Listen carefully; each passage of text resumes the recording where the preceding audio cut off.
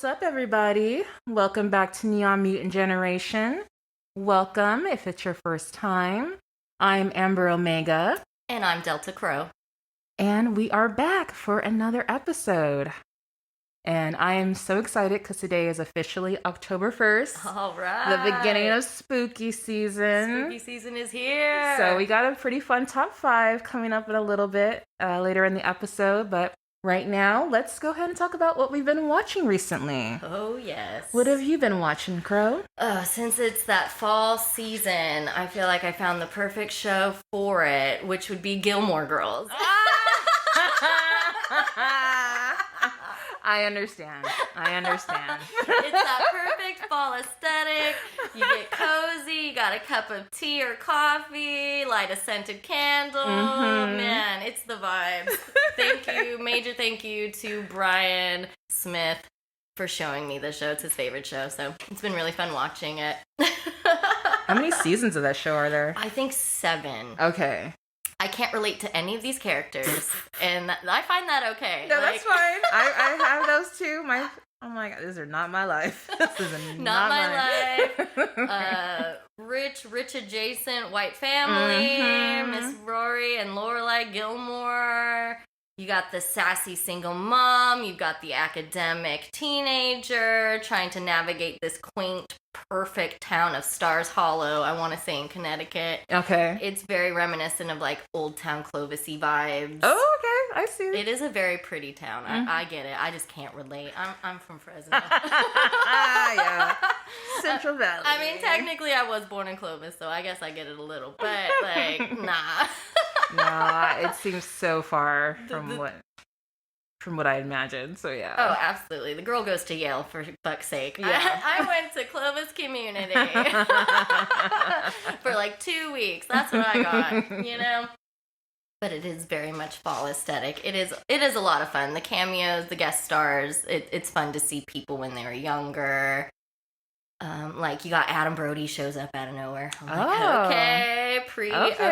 Pre-OC, okay. You got like Chad Michael Murray before One Tree Hill. Wow. So it is fun to see people. And Melissa McCarthy, like I totally forgot she was in that show. She's a huge part in that show. Oh, okay. And then you just see her as like, I feel like I found out who she was through like Bridesmaids, and this was like years and years before that. So it is pretty cool to see her in this giant show. You got Carole King singing the theme of it. How did they get her? That's pretty good. I didn't know that.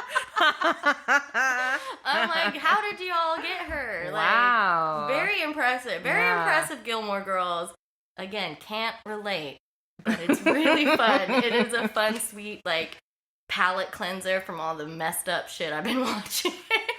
That actually that's a good idea. Yeah. Especially right now. Very good cool down show. It's been a nice, cute little ride. So that's one of the shows I'm watching right now. Cute. How about you? So, speaking of the spooky season, I actually am rewatching this. It's like a short like documentary over 4 episodes called Queer for Fear. Oh. And it's on Shudder. Okay. It's so good. I really think I didn't understand how much queer subtext is like in early horror. Oh, totally. You know, like I totally just didn't understand that. And I love how the first episode kind of like discusses queer gothic writers like Mary Shelley, Bram Stoker, and Oscar Wilde, who I share a birthday with. Oh, hey! Yeah. Mm-hmm. That's a good one. I know. That's a solid birthday. I know. I was like, all right. Libra season. Yes, it is. All right. So, and yeah, just talking about a lot of just like the queer authors pretty much inventing the horror genre. Mm-hmm. So that to me was just amazing. The second episode kind of goes into gay director James Whale. Okay. And he directed like 4 classics: Frankenstein, Bride of Frankenstein, The Invisible Man, and The Old Dark House. Got it. Wow. Yes, and they also go into about the Hays Code. Do you know about the Hays Code? I'm not familiar. No. So the Hays Code was implemented in Hollywood in 1934, and that was pretty much to kind of like end all the cool, like, I guess would be kind of racy kind of stuff in movies, you know? Got it. Pre-1934, movies pretty much were more out there. You would see movies about, you know, sex workers. Mm-hmm. You would see a little bit more kind of portrayals of queer people like more out in the open. Got it. After the Hays Code, which went up to 1968, all What? that's yeah, that long. Oh, people were vanilla for that long. Yes, well, you think about those movies, especially like the 40s and 50s, like they're really squeaky clean at that point, you know. So I love watching these movies prior to the Hays Code, but yeah, just even when you watch his movies, I think Frankenstein is pre-code, Bride of Frankenstein is after code. So it's very interesting. Is that why she shows up at the very last second? You know what? I've never seen it, and now I really want to watch it. But is that what happens? Yeah. Wow. Yeah. This interesting. like eponymous lady, Bride of Frankenstein. You do not see her till like the very end. Oh my god! Good to know. Yeah. I'm pissed. Yeah, it was a rough ride. I was like, where is she? Where is she? Oh my gosh. Okay, and then the third episode goes into like queer metaphors, particularly like with monsters, so like cat people and the wolf man, you know, this sense of shame and having a secret self stuff. So absolutely love it. And the fourth episode just explores all the dangerous lesbian vampire movies. You know what? I've been noticing that there's a lot of vampire lesbians. Yes, there is. I'm here for that. I love that. Hell yeah. But it's so good. A lot of great people doing commentary on the documentary.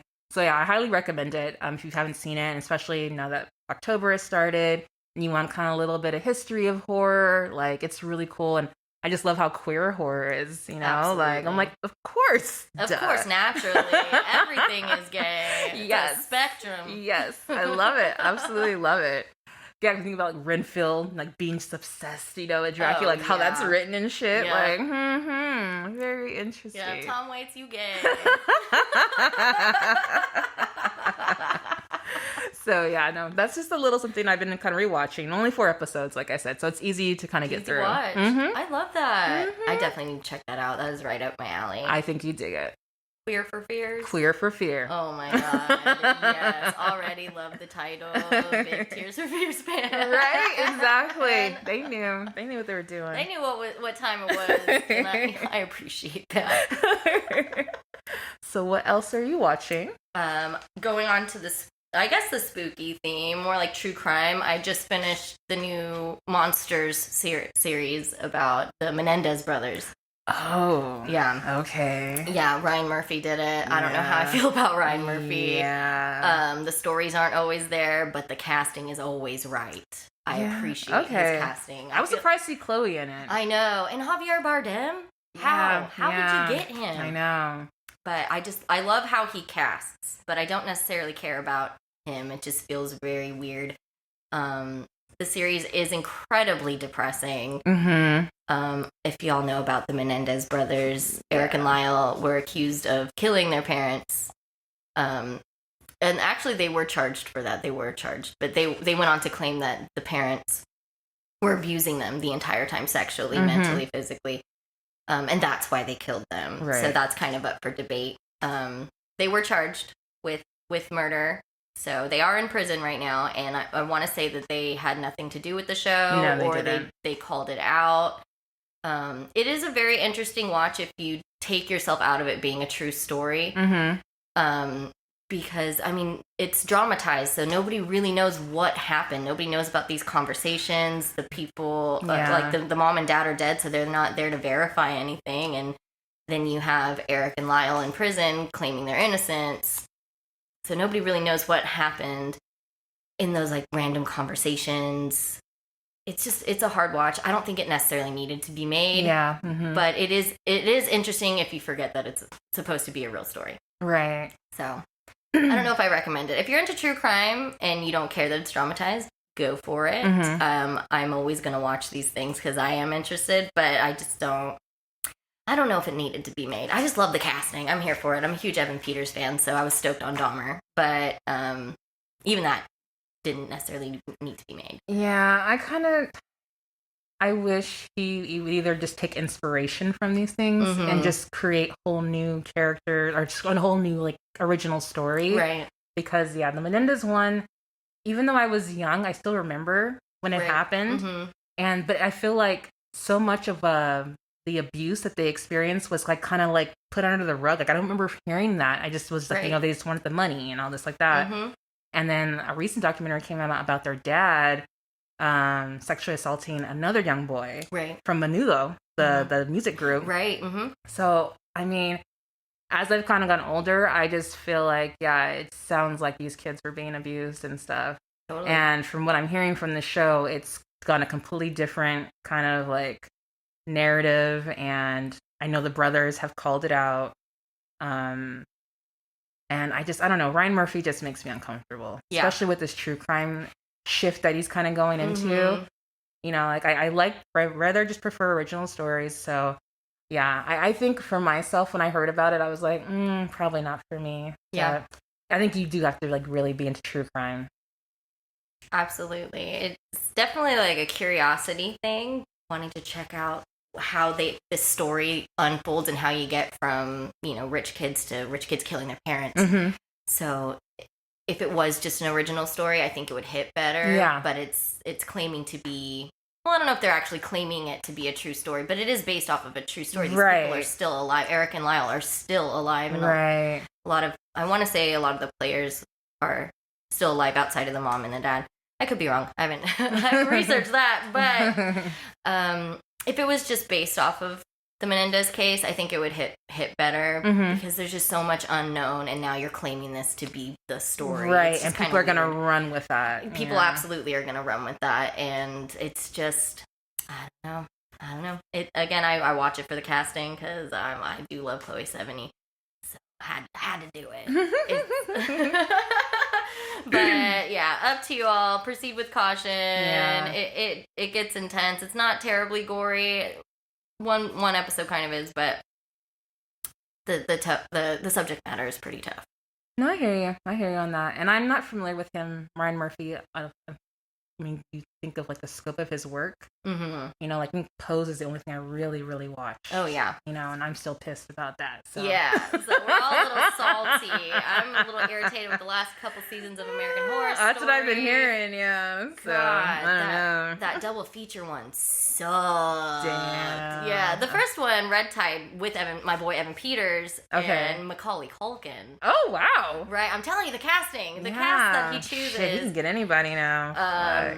Is very, very good. But the second half, I don't even remember what it's called because it was that bad. Damn. With the aliens, just not. Okay. No, it was bad. They should have never done that. They should have never gave you money for that. It was bad. Oh shit. But Ryan Murphy, you can cast the hell out of something. Other than that, I don't know how I feel about you, sir, but appreciate it. Understandable. Okay. Okay, so I have been watching the Office Superfan episodes. Oh, I've seen those. Oh my god. So if you don't know me, I'm a big Office fan. Like, I've watched it enough to where when I'm watching the Superfan episodes, I know which scenes are like new that they've edited into it. And the scenes are so fucking good. Oh, hell yeah. I get it. I would be, if I was an editor on The Office, it would be like just a nightmare because I would never know like which scenes to cut to make for time and stuff, because the scenes that I've seen that they've added into the Superfan episodes are fucking hilarious. Even add more context to some of the episodes and shit.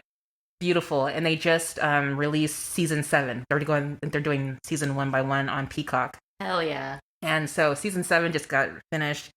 And I love season 7. Even though a lot of people talk about how it's the last good season, it's the one where Michael leaves. Oh, okay, yeah. I beg to differ. I think there were a lot of great episodes after Michael, because Robert California, James Spader, yes, is so fucking good. Like, I totally get and enjoy the dark humor of Robert California. He's like the complete opposite of Michael Scott. But I just love these episodes because, like, you get to see more. One of my favorite episodes is the Classy Christmas episode. Okay. Which is like a 2-parter, and it's like the one where Jim and Dwight get into the whole like snowball fight. And Dwight just breaks Jim down in that whole... Jim's always just so arrogant, pulling pranks, so just to see him totally get broken down by Dwight is my favorite fucking episode. Oh my god. Well, that and the dinner party episode. Right. But it's so good. And then, like, at the end of the season, or at the end of the season 7, Michael leaves, and then they bring in Will Ferrell as D'Angelo. That's right. Oh my god! And the extended scenes on that are fucking good, where he's doing the invisible juggling to Evanescence. Oh my god! It's even longer. Hell yeah! Oh my god! Come through, Ringling Brothers. I love that. Oh my god. So good. So yeah, and then I love the whole just search for the new regional manager episode. That whole arc was real fun. I mean, Jim Carrey showing up at the very end. Finger Lakes. Yeah, I was like, this is solid. Because I was really bummed when Michael left, like everyone. But that was so cool. I was like, if that's how they're gonna do it, I support this. No, I think, and it kind of makes sense. Like, I think for most shows that are an ensemble, when you like lose core cast members, it totally just like ruins the show. But I think it makes sense in this context because, like, they work in an office. You know, people are going to come and go. People are, like, going to move on and stuff like that. And I think that when you do have also 2 additions, it just makes sense, like, in this context. So I love it. I still enjoy seasons 8 and 9. There are issues, definitely. Like, I don't give a shit about Jim and Pam and that whole camera guy. Yeah. You know, like, fucking no hate that shit. But I do think there are some good seasons, so I'm definitely excited for season 8 and 9 to be a super fan episode. So yeah, I'm enjoying it. This is for the super fans. Yes, I respect that. Oh, I love it. I wish we can get them on DVD because I feel like if they released it back in the day, they probably just like put all the deleted scenes at the very end of the episode. You just kind of watch them like in a reel, but I want them like incorporated where they're actually supposed to be sliced in. Yes, edit this shit back together. So heck yeah, no, that's been pretty good. If you have Peacock and you love The Office, I definitely recommend it. Like, it's like watching the episodes like for the first time. Like, it's just and so I need good. that because I love The Office, but I like I've seen them. Yeah. That could be fun. It's good. Do you have a favorite character? Oh shit. I would probably say Stanley. Yeah. Because I just relate to him. Like, one of my favorites, what does he say? Like, my dream isn't no MLK dream for equality. I just want to own a lighthouse. Nobody knows I live there. And there's a button that you can push that can send this lighthouse into space. Yes. I mean, like, I love them all, you know, except for Jim. Yeah, for real. You're hot, though. I just find Jim very arrogant and annoying, so he's not, like, my favorite, but probably, yeah, definitely. Even Dwight. I think Dwight's fucking hilarious. Like, they're annoying characters, but they're so fucking funny. Absolutely. Angela's awful, but she's hilarious. Yes. Oh my god. Didn't she say she shops in the American Girl catalog? Yes, she does. Hell yeah. Good for you, girl. Oh my gosh. So yeah, I don't know. That's hard. There's just so many people that I like. Creed. I fucking love Creed. Creed is a weirdo. Bo Body.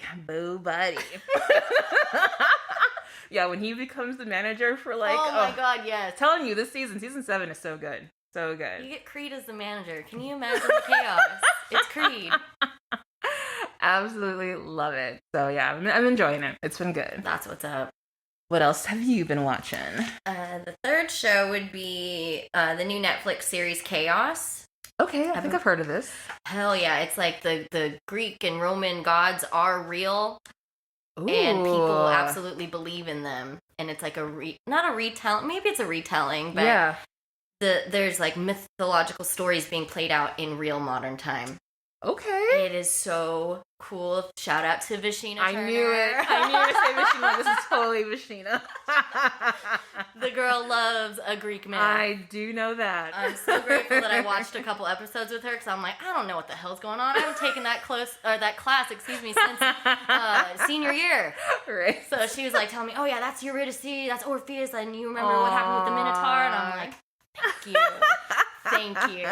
I don't remember shit. Me neither. But seeing it played out like this is such a cool show. Jeff Goldblum as Zeus is like perfectly cast. I'm gonna watch that then, maybe. He is foxy and unhinged. He is so insecure and paranoid. There's like this prophecy. I want to say that only humans get prophecies, and somehow Zeus got a hold of it, or maybe I'm still not understanding that part right. I don't know. Rewatch time for that. But there's a prophecy that like foretells his demise. Okay. And so he starts to freak the fuck out. It's like, I'm going to kill all these people so they worship me. Yeah. Oh, man. It is a wild ride. He gets more and more unhinged, more and more violent. Ooh. And it's just Jeff Goldblum being Jeff Goldblum. It's pretty cool. Okay. I mean, I love Jeff. I'll watch something with Jeff in it. Oh, sure. then you will love this. And then you've got the story of, like, I mentioned Eurydice and Orpheus. Eurydice, I don't know if you're familiar with any of these mythologies. Very little. I remember a little bit in class, but yeah, Right. I didn't study. But I don't know if it's considered a spoiler if I share with what's going on with these stories. I mean, they're already like mythology, yeah, right? So it's read them. Yeah. Read a book. But Eurydice and Orpheus are a couple. They're married. He's like super obsessed with her, almost like, dude, give me a break here. Okay. He's a terrible singer. I mean, he is a well-known, famous singer in this show. Okay. But it's like, it reminds me of like Switchfoot, like just bad, like Christian rock. But it's all about her, and she's like, nah, dude, I can't take this anymore. I don't want to be your muse. Oh my god. I don't think that plays out in the original Greek mythology, but that's where they are. Yes, like inspiration. Yes. For it, yes. And Eurydice is about to leave him, and she gets hit by a car. She gets, first she gets a prophecy from the one and only Billie Piper, which I was so excited to see her. I freaking love her in Penny Dreadful. Love that show. Oh, I forgot about Billie Piper. Yeah. The English actress? Mm-hmm, Yeah. Okay, I want to say she's in Doctor Who, which I haven't seen that, so I can't claim that. Okay, yeah. But like the show about the call girl. Right, yeah. Oh, I know what you're talking about. Okay. Yeah, I really loved her, and she's got such a unique look. So when I saw her, I was so stoked. She's only in like an episode, but she tells Eurydice essentially that she's gonna die, and she does. And so she gets taken to the underworld, but you have to have a coin buried with you to go through the frame to renew. And Orpheus is such a dick. He stole her coin because he didn't want her to cross over without him. Oh my god. Right? So she's like stuck in the underworld? She's stuck in the underworld. Oh my god. And has to stay there for 200 years. Yes, all because this man couldn't take it. So, but now Orpheus is being helped by the god Dionysus, who is Zeus's son, to get to the underworld to get her back and bring her back. Okay. So he has to play this game show thing with the fates. And who plays one of the fates? Susie Money? Susie Izzard? It used to be Eddie Izzard. Eddie. Oh, is that? Mm-hmm. Oh, okay. Hell yeah! So that was really cool. Wow. It's like a lot of all the fates are like super androgynous, like fluid, gender fluid. Then you got the Furies, who are like these butch biker bitches. They look so sick. The casting again is great. You got Debbie Mazar as Medusa. Wow. She looks amazing. I can't believe that she is 60 years old. Holy shit. It's so cool. And then I want to check this out. There's some sketchy shit going on in the underworld having to do with the souls and the frame, like passing through. Also, Hades is played by, what's his name? David Thewlis. So got Professor Lupin, if you're a Harry Potter fan. He is up in there. Hera is a scary, badass, fierce bitch. Man, it's just really, really cool. Okay, man. No, this is awesome. Yeah, you got the Minotaur and Theseus, and it makes me want to relearn about the Greek and Roman myths. Yeah. I'm glad this is out. It's a pretty fun and interesting watch. Like a modern take on it. That's really cool. Like Catholicism now, like people worship these things now. That's what they're doing with the gods. They're real. Yeah. It's so cool. Okay. It's a very, very, very cool show. I'm watching it with Audrey and Janelle. Love you, Audrey and Janelle. All these people that I just mentioned are in Amber's band Squid Ink. Just a heads up. Squid Ink for life. So I'm gonna name drop my friends all the time. I apologize. I just assume that you all know who I'm talking about because you should. You should know our friends. Yes, you should. They're great people. But Audrey was leaving for tour packing, and we were on the very last episode, and we had to pause it with 20 minutes left, and we were promising each other, like, we're gonna finish this before you leave. Didn't. Audrey's gone for like 3 weeks, and I've got 20 minutes left. Damn. So I have not finished the series yet. I've got 20 minutes left. Okay. I love the commitment. It's Yeah. like, we'll watch I can't it do together. my girls dirty like that. We're going to finish it together. Cute. Heck yeah. So Chaos, highly recommend. Super fun. So my last show that I've been watching finally got HBO back. Woo! Yeah, and I started Hacks season 3. Yes. Oh my god, I forget how much I love this show. It is so good. It is amazing. And I'm glad I did the recap because I couldn't remember how it ended in season 2. I forgot how brutal that last episode was because I was crying when she was like basically firing Ava. Yep. Telling Ava, go off, do your own thing. You need to kind of just be out or getting new projects. And she's like, no, I don't want to leave you. I don't want to leave you. And I'm like, oh my God. Dang. Yeah, it was, my heart was broken. So I was like, how are they going to do, what's going to happen for the 3rd season? So already in I'm 2 episodes in. Mm-hmm. So Deborah is the talk of the town still now that her special is completely successful that her and Ava worked on. She's got sponsorships galore. Yes. Over here doing Supreme ads and shit. Hey, come through QVC. But, when you blow up, there's also the catch ball to it where everyone becomes like a yes person. Mm-hmm. So everyone's agreeing with everything that Deborah is saying. Sorry, if you are not familiar with Hacks, just really quick little synopsis. So it's about this comedian, Deborah Vance, and she is known for stand-up. She briefly had a stint as a late-night talk show host.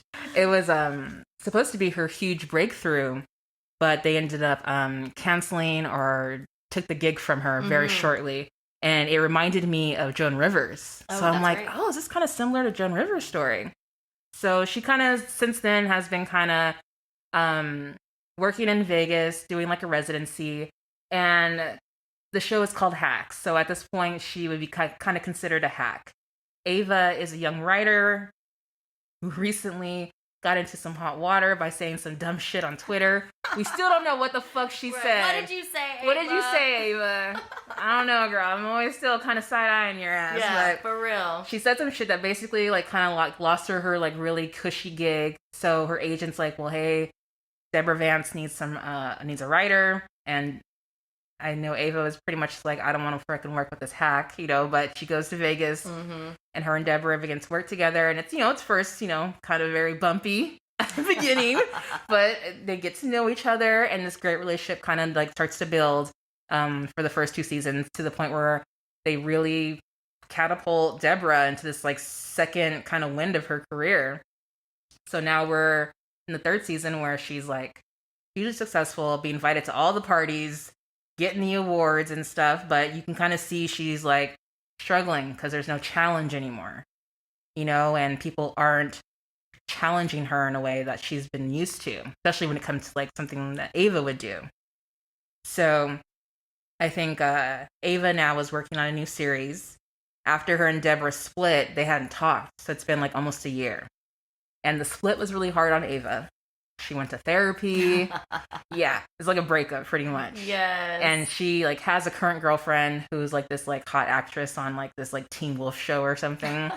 And her girlfriend kind of helped her like nurse her through this and shit. But at a chance meeting in Montreal at some comedy event, Ava runs into Deborah again and they start to like talk and rekindle. And there's always been a feeling of angst between the two of them because in the first season, I think it's the first season, there's like a brief moment where Ava has a dream and she's like laying in bed next to like Deborah. And it's like, hey, kind of thing like that. I'm like, okay. So but they never like talk about it again. Nothing gets addressed like that. But I just kind of feel like I'm not sure if it's like romantic. There's some sort of angst here because like the way Ava lights up, once her and Deborah kind of start talking again, it kind of feels like old times and shit. But she also feels like hurt, her how she was dropped, and Deborah's noticing the people that are working for her don't have the same kind of wit and sharp humor that Ava has, so she's like hitting up Ava for just opinions on jokes and stuff. And Ava's like, I don't work for you. I don't work for you, girl. I don't work for you, girl. So Deborah gets an opportunity to go on to the Tonight Show, the show that she once hosted, and she's been dodging the request left and right. She like is very popular, so they've been trying to get her on the show. She finally relinquishes, goes on, and ends up the host gets sick. So her agent puts it out there like, why don't you just guest host it?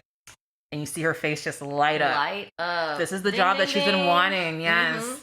So like, and they only have like an hour before airtime and stuff, and the writers are pitching her shit, and it's like all awful. So she like calls up Ava. Ava's there. They're writing down the jokes on the phone and shit. And then Ava just shows up there at the studio. She's like, I'm here, girl. I'm here for you. Even though I got my own job, I'm kind of fucking up. Help is on the way, dear. So pretty much where I'm at, it ends to where like Deborah wants to have Ava come on and help her do this because apparently her guest host gig went so well just for that one night that they're possibly, I guess, like the guy who does it normally is retiring. Right. So this might be a great opportunity for Deborah.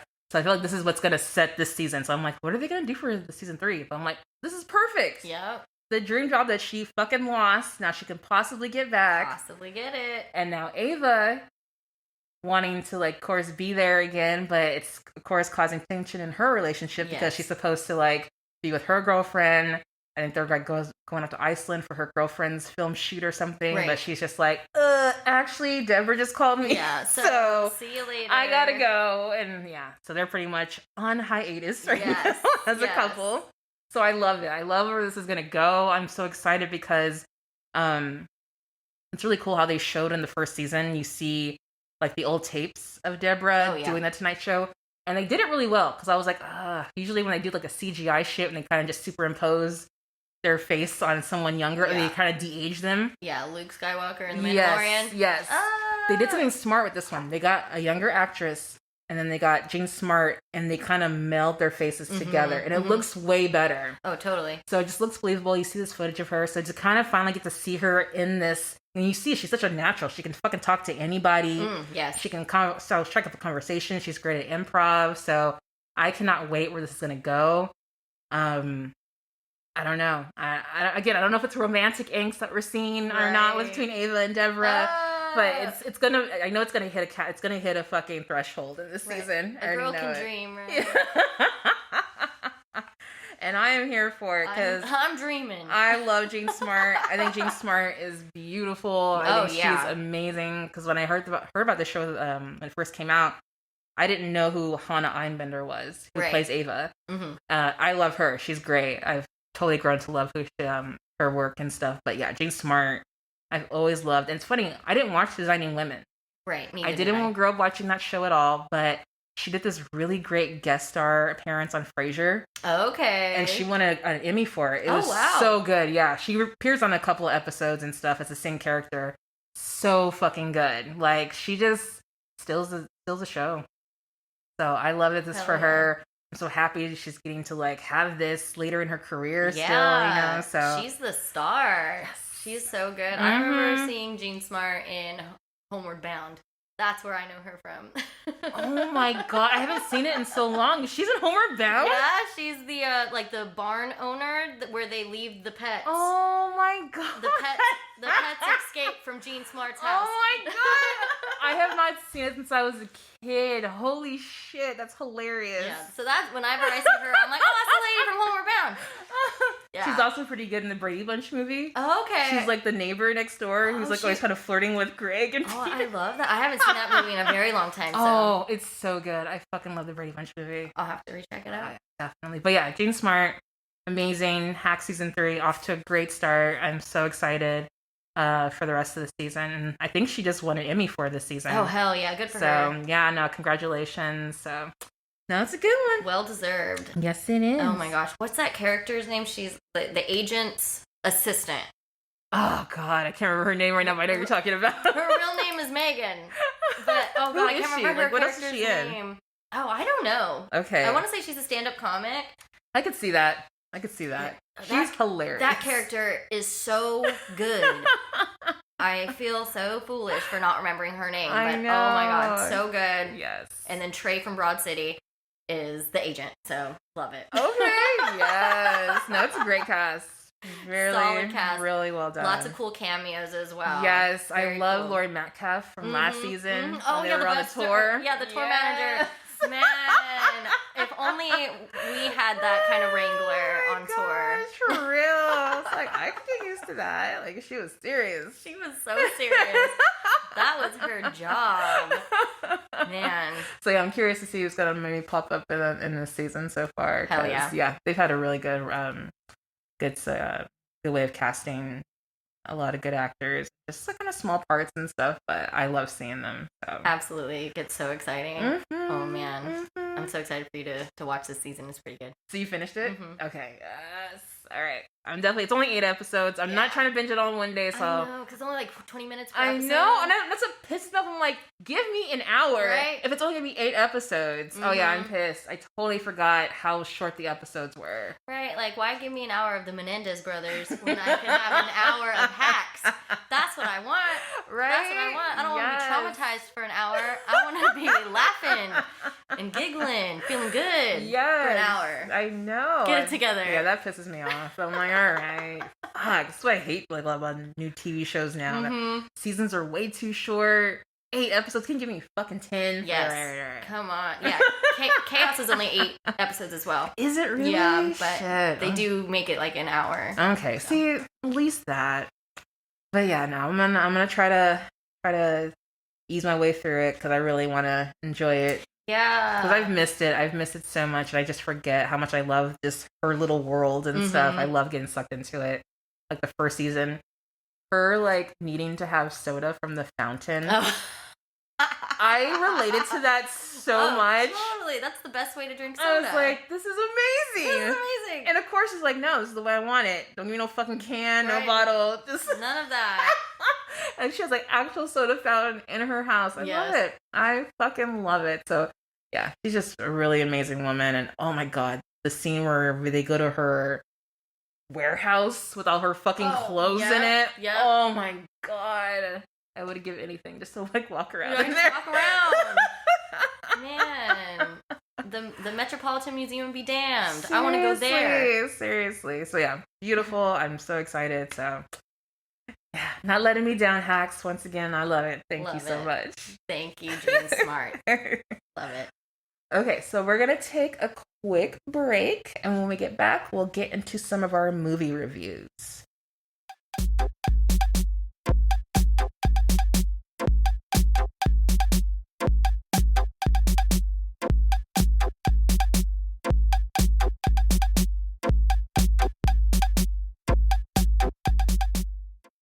Okay, and we are back, and we are going to get into our recent movie reviews. What you got? Okay, so the first one I got is from 2015. It's called The Lure, Lure. Mm-hmm. It's a Polish musical horror movie. Okay. Oh, yeah. Okay. It is so good. Thank you. Major shout out to Rachel, my good friend Rachel and Candace. They recommended it to me back in May. Okay. And I so it's not a recent watch. I watched it back in May, but it's been on my mind a lot. And I rewatched it yesterday. So actually, I did. Yeah. Oh, no, that counts. That's cool. It is so good. It's about 2 sisters, sirens, mermaids. They emerge from the sea to perform in a nightclub. So they get legs, but if you like throw water on them, they turn back into mermaids. Oh my god! And it is a musical, but the music reminds me a lot of like Ladytron, like early like indie sleaze, I think is what it's called. Like Peaches, very like disco-y, like yeahs kind of like the vibe, the aesthetic of the movie really reminds me of that time. Interesting. The music, the first song is a cover of "I Feel Love" by Donna Summer. It's just so. Wow. It's just very visually pleasing. The 2 sisters, their names are Golden and Silver. They create this project, like a band called The Lure. So they sing, there's a band. I want to say Golden. Okay, so Golden and Silver are the sisters, like I mentioned. Golden is really focused on like eating people. She wants food. Okay. And then you got Silver, who falls in love with one of her bandmates. Oh. And the bandmate loves her, but it also is like, it literally says, I only see you as a fish. Okay. So it's like, oh, girl, I'm so sorry. But she falls in love with him. Golden meets another like mer creature. I can't remember their name right now, but that person essentially tells Golden, like, if your sister falls in love with this human and the human marries another person, Silver is going to turn into sea foam. What? Yeah. Whoa. Unless she eats that person before daybreak. Oh my God. Yeah. This is so interesting. It's very interesting. It's not as scary as the title or like the genre might imply of like horror musical. There are some violent moments, but it's just more aesthetically just freaking gorgeous. And wait, what country was this? Poland. Poland. Oh, okay. Yeah. It's set in the 1980s in Poland. It's a very cool, visually stunning movie. That's so cool. Yeah. Thanks again, Rachel. Love you. Wow. Super fun movie. Yeah. And I'll leave it at that of what happens. But yeah, it's pretty cool. I definitely want to check that out. Hell yeah. Oh, yeah. And I gave that one a 5 out of 5. 5 out of 5? 5 out of 5 crows. Oh, yeah. Okay. So I rewatched, I haven't seen this movie in a long time, called The Rich Man's Wife. Ooh. This was released in 1996, directed by Amy Holden Jones. And I looked up her filmography. She wrote and directed Slumber Party Massacre. Oh, stop. I know. I just rewatched it the other day. I saw you post it. I'm like, damn, Crow just watched this. Hell yeah. And I actually just watched it a couple years ago for the first time. Mm-hmm. And I really liked it. Oh, yeah. Like, that was good. When I think I only watched it because I found out that was a woman director. I was Right. like, oh, okay. Which is so cool. I kind of blew it off, I think, before when I was younger. I'm like, another slasher, but it was pretty cool. Hell yeah. So the fact that she did this movie, I was like, wow, love okay. Love it. So this one stars Halle Berry Okay. as Josie Potenza. Oh, love that. Christopher McDonald. Most people probably know him as Shooter McGavin from Happy Gilmore. Yeah. I also love him in Grease 2 as well. Yeah. He's in Grease 2, but yes. Let's Shooter McGavin. Shooter McGavin. Peter Green as Cole Wilson. Peter Green, sadly, I think the most thing he's known for is Pulp Fiction. He's Zed. Oh, okay. Zed's dead, baby. Yeah, okay. Zed's dead. Also The Mask. He's a Dorian Tyrell, the bad guy in The Mask. Oh. That when he turns it, when he I puts that know. mask He on, puts I can't. That's nightmare fuel. Aw, it's so good. I love it. That's a good makeup. For real. At first, I thought you were talking about the Cher Mask movie. I was like, who's he? Oh, in no. that? Jim Carrey, baby. Yeah, the good one. And I love Cher, don't get me wrong, but the mask is Jim Carrey for sure. And then Clive Owen is also in this. Okay. A very young, unknown Clive Owen. Ooh. So I'll read the synopsis real quick. Someone is playing a very deadly game. A rich man's wife finds she has a bad prenuptial agreement with an even worse husband. Over drinks with a stranger, she fantasizes about doing her husband to the void. Wait, she fantasizes about doing her husband in to void the prenup. Yes. But much to her surprise, the stranger decides to turn her imagination into reality. So yes, Halle Berry plays Josie Potenza, this kept wife, and her and her husband have a, tumultuous marriage. But the movie starts out with her at the police station, and she's just like, I just want to tell the truth. I just want to tell you the truth. So she's in an unsatisfied marriage to a wealthy man. They both have affairs. And she's trying to, though, make it work. So she's like, let's just stop fucking other people, and let's just focus on us. Let's take a vacation away from everything. He's like a total workaholic. But unfortunately, work calls on their vacation, so he leaves her there, and they're in a cabin out in the middle of nowhere. So she decides to go ahead and just check out the local bar, and she meets Cole, Peter Green's character, after having car trouble. And, he comes off very nice, helping her out, and I think she asks how much can she offer him for helping to fix her car and stuff. He's like, oh, how about dinner? They go out to dinner, and through that, he, of course, is very attracted to her, but she's like, I'm married. I'm married. And so he's like, okay, fine, well, then tell me about you and your husband and stuff. And then she kind of gets into it. She's like talking about, like, she was very young when they met. I think she was like 17, a cashier at a grocery store, him, an older rich guy. And so that's pretty much, yeah. So she's like, and he's like, well, if you're so miserable, why don't you just leave? And she's like, I leave with nothing.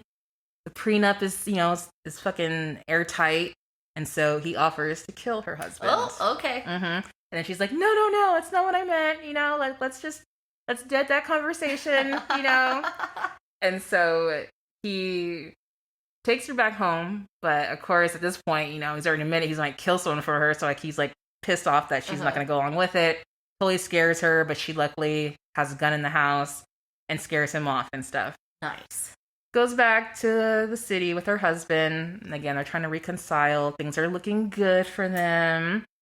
But then her husband is violently killed on his way home from work. Yikes. You might imagine who done that. Oh,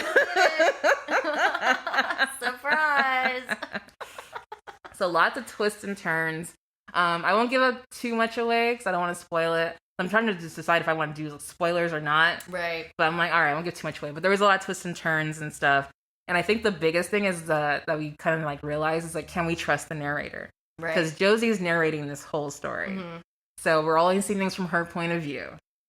So I think towards the end of it, you kind of get more of an idea that maybe there was more going on. Right. So it's very well done. And I love it because Halle Berry, 96. Oh my God. Oh my God. Woo!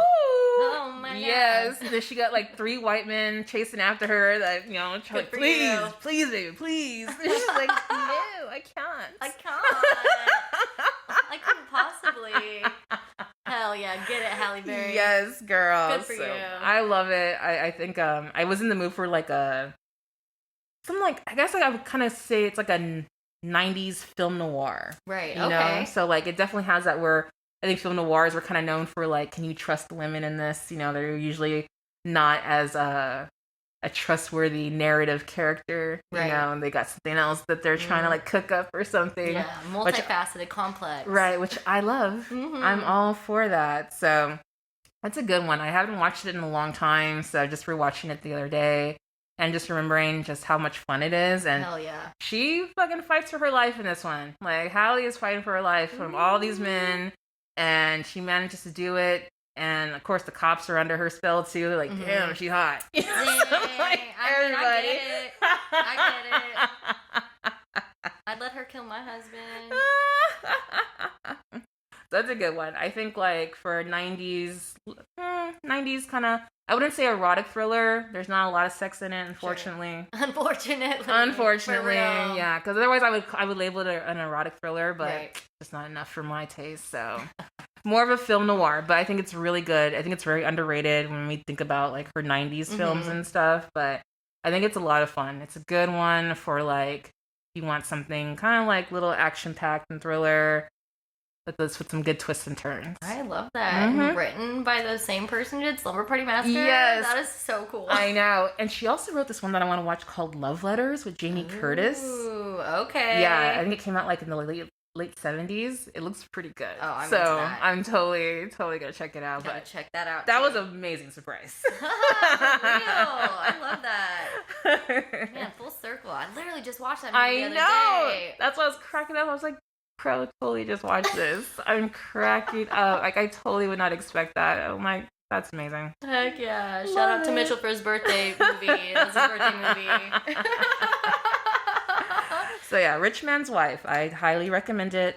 I give that one, I give it a 4 out of 5. Ooh, good. I really do enjoy it. I think it's a lot of fun, and again, I love movies with kind of like twists and turns and stuff. Yeah. So it's a good one. That's a twisty turvy movie. Yes. I love it. Yes. Heck yeah. I'll check that out. I mean, you've been selling me on these movies. I did watch Dinner in America. Yes, you did. Oh my god. Yes, you did. Guys, she was singing that shit as soon as she got in the house. As soon as I got here, I was like, oh my god. What is it? Music Boyfriend? I'm your young. Call me and I'll come. So good. good. Kyle Gallner, call me, please. Yes. I think you're married, but if you're not, hit me up. Okay, what was your next movie my review? second movie is The Coffee Table. 2022. I want to say the director's name is Kai Casas. Okay. It's a movie from Spain. It's labeled as a black comedy. There isn't really anything funny about this movie per se. It's really anxious. I mean, there's certain things that are said that are like, oh, okay, that's kind of funny. But it's like, I don't know. Maybe that's what a black comedy is, you know? It's not super funny, but it's kind of funny. I don't know. I mean, I don't know. I imagine it'd be funny. Right? Yeah, it's just like the humor's darker. Yeah, the humor is darker, but it's just wrapped up in anxiety. This movie was a trip. Okay. So the synopsis is Jesus and Maria are a couple going through a difficult time in their relationship. Nevertheless, they have just become parents. To shape their new life, they decide to buy a new coffee table, a decision that will change their existence. What? Right, what could that be? Oh my god, this movie is not at all what I thought it was going to be. I was expecting a dang spooky table. It is not a supernatural table. Aww, okay. I know, right? Yeah. That's what I was hoping for. But no, I do really enjoy this movie. So they go to this like furniture store. They just had a baby. Like, this is a newborn baby. And Jesus is adamant about purchasing this ugly ass coffee table. It's just super gaudy, ornate. Like, the wife wants nothing to do with it, but the pushy salesman is like, this table is unbreakable. Marriages can break. This table will not. Wow. So you know for a fact that table's gonna fucking break. You know, like, I don't know. That's where my mind went. I'm like, if you're being that adamant, right, that table is gonna bust. But they purchased this table. They're setting it up. There's like a screw missing. In the meantime, the wife, or Maria and Jesus, are planning like a brunch lunch for Jesus's brother and his new girlfriend. They're gonna come over and have lunch together. Maria steps out, leaves Jesus alone with the baby for the first time ever. And tragedy strikes. Oh my god. The table does fucking break. Okay. We'll leave it there. Okay. Because it's wild. It is wild. Tragedy breaks, or tragedy happens. The table breaks, tragedy happens. There it is. She got it. I'm telling you, this movie got me all tripped. She got it.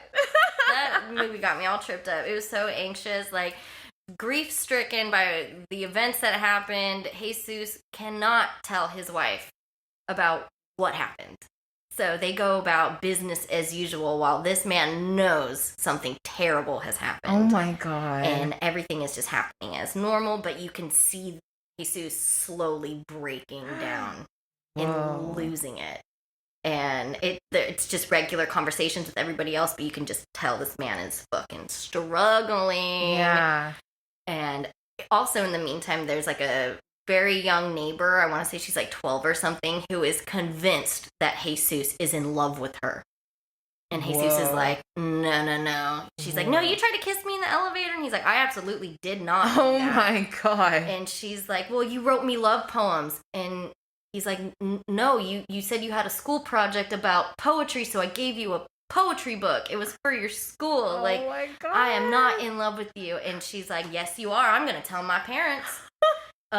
If you don't tell your wife that you're leaving her for me by like dinner time, I'm coming to your house with my dog. Oh my goodness.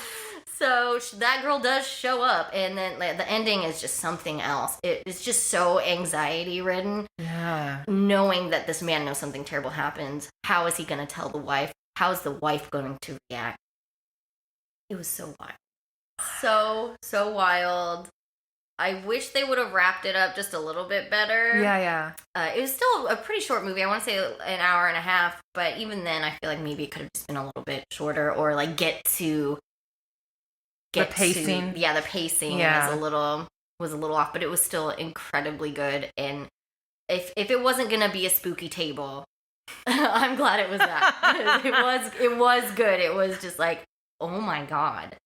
So I gave that one a 4.5 out of 5. Okay. Yeah, just due to the pacing. But other than that, fabulous movie.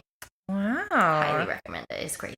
Yeah, you're playing ones I have not heard of before. Ooh, we out here. Nice. Well, same for you. I've not heard. What is it? Rich Man's Wife? Rich Man's Wife? Yeah, I have not heard that one. No, I get it. Okay, so I watched a movie called Nanny. This was released in 2022. I've been wanting to watch this for a long time. It's been in my queue. Directed by Nikyatu Jusu or Husu. I'm so sorry. I know I'm fucking that up. And it stars Anna Diop, I want to say. Sorry. Sinqua Walls, Michelle Monaghan, and Leslie Uggams. So, this story, I really was drawn to, like, young Black woman, immigrant, and she's from Senegal. Pull up the synopsis. We're haunted by what we leave behind. Aisha, a Senegalese immigrant who takes a job as a nanny for a wealthy white family in New York City, finds herself consumed by unsettling visions and a growing rage.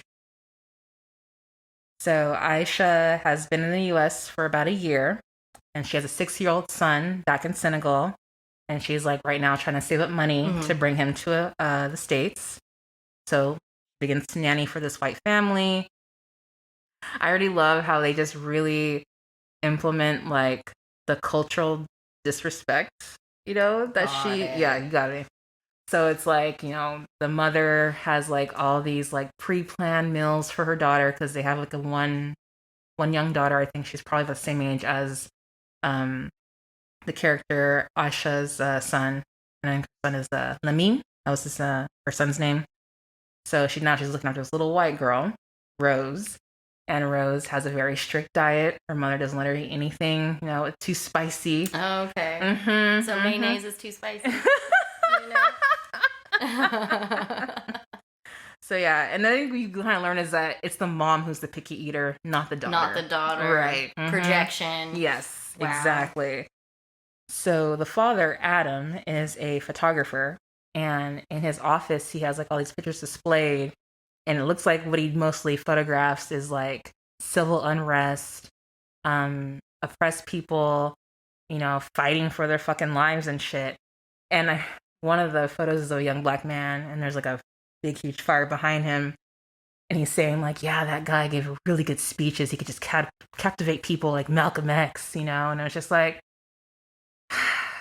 and learning more about him, this is not someone who gives a shit at all about social, you know, issues and shit like that. For him, it's just like, you know, the aesthetic is what pulls him, you know. So I love the characterization of this couple, right? You know, like the mother is like apparently the breadwinner, like she's the one that brings in the money, so she's like always working and doesn't really have a connection with her daughter and stuff, because as we see, the daughter responds to Aisha more than she does to her mother and stuff. And you can see the tension building there, because that's, of course, Aisha's problem, you know? Of course, naturally. And so I love also, too, that we get glimpses into, like, the African immigrant communities, like how they, like, you know, just celebrate together and kind of keep their culture intact, you know, being, you know, in the States and whatnot. So I really love seeing that. And I love seeing the cross-cultural exchanges between Black Americans and African immigrants. Like, I just love that. I just love seeing that. So I'm just like, yeah, we're in the same spaces. We're in the same neighborhoods and stuff. So I love seeing that. Back to the rich white family. Not surprising. They're not paying Aisha. Oh, especially for her overtime when she stays overnights and stuff. And she, like, logs everything down and stuff. So you see her, of course, getting frustrated because she's trying to get this money to send her son over here. Because, like, you know, she's, like, been talking to him on, like, FaceTime. And I think he's staying with one of her cousins right now back in Senegal. Right. So you just see the frustration and, yes, the rage is building. Because she's totally getting taken advantage. Absolutely. So, she begins to see visions of Lamine, her son, in just random places. Yeah. And I was just like, oh, what does that mean? That can't be good. That can't be good. It's never good to see people who aren't there. Right? But in the meantime, she has started to develop like a casual acquaintance with the doorman in the White family's building, Malik. Oh, cute. Very, very sexy man. Oh, yes. And so they start to like hang out and start to date and stuff. And then he brings her home to meet his grandmother. And his grandmother is played by Leslie Uggams. Leslie Uggams is in Deadpool. She's the old black woman, the blind one. Yeah. I'm not sure if you know who she is. No, I don't. Okay, so outside of Deadpool, no. She's amazing. She's had a very long career, mostly singing. Oh, that's kind of what she's known for. Yeah. Mm-hmm. Beautiful voice. And she even appears on an episode of The Cosby Show. Okay. And she's like supposed to be like a long lost friend of Claire's. And it's so cute. They like are like kind of like having a reunion for the first time in years. And like when Claire opens the door to let them in, they both like are smiling at each other, and they pull out these wigs from behind their back. And apparently as kids they used to do like these little like shows with wigs and stuff. Yeah. So I love Leslie Uggams. That's precious. And her character in this is amazing. Like she is a priestess. Okay. Because what I love of this movie, it brings in African folklore. Yeah. So we learn about two spirits, Mama Wata. And Mama Wata is a water spirit and usually takes the form of a mermaid. And this spirit can bring either fortune or it can destroy you. Right. And so we see the mermaid in this movie. Oh. So, and it's beautiful. It's scary, but it's beautiful. Like, this black mermaid, or like, oh my God. I yeah. See that. It's so amazing. And then the other spirit is Anansi. And Anansi is a trickster spirit. It usually comes in the form of a spider. Oh, yeah. No. Woo, I got lost. Mm-hmm. Now, luckily, it doesn't go too heavy on the spider. There are a couple of scenes and stuff, but like it's more heavy on the Mama Wata. Because you see, as time goes on, and you see she's starting to have visions. She's hallucinating. Mm-hmm. She's starting to blur dreams into reality. So there's dreams where she's drowning and waking up, and there's dreams, or there's just, I think at one point, her and Rose, she took her to like the local community pool and stuff, and at some point she ends up sinking down to the bottom of the pool, and she wakes up, she's like outside, and everyone's like around her and stuff. So a lot of these visions are kind of just taking her in and out of reality. Ooh, that's spooky. And the spirits, as what Kathleen, Malik's grandmother, are trying to explain to her, like the spirits are trying to tell you something, they're trying to warn you something. Right.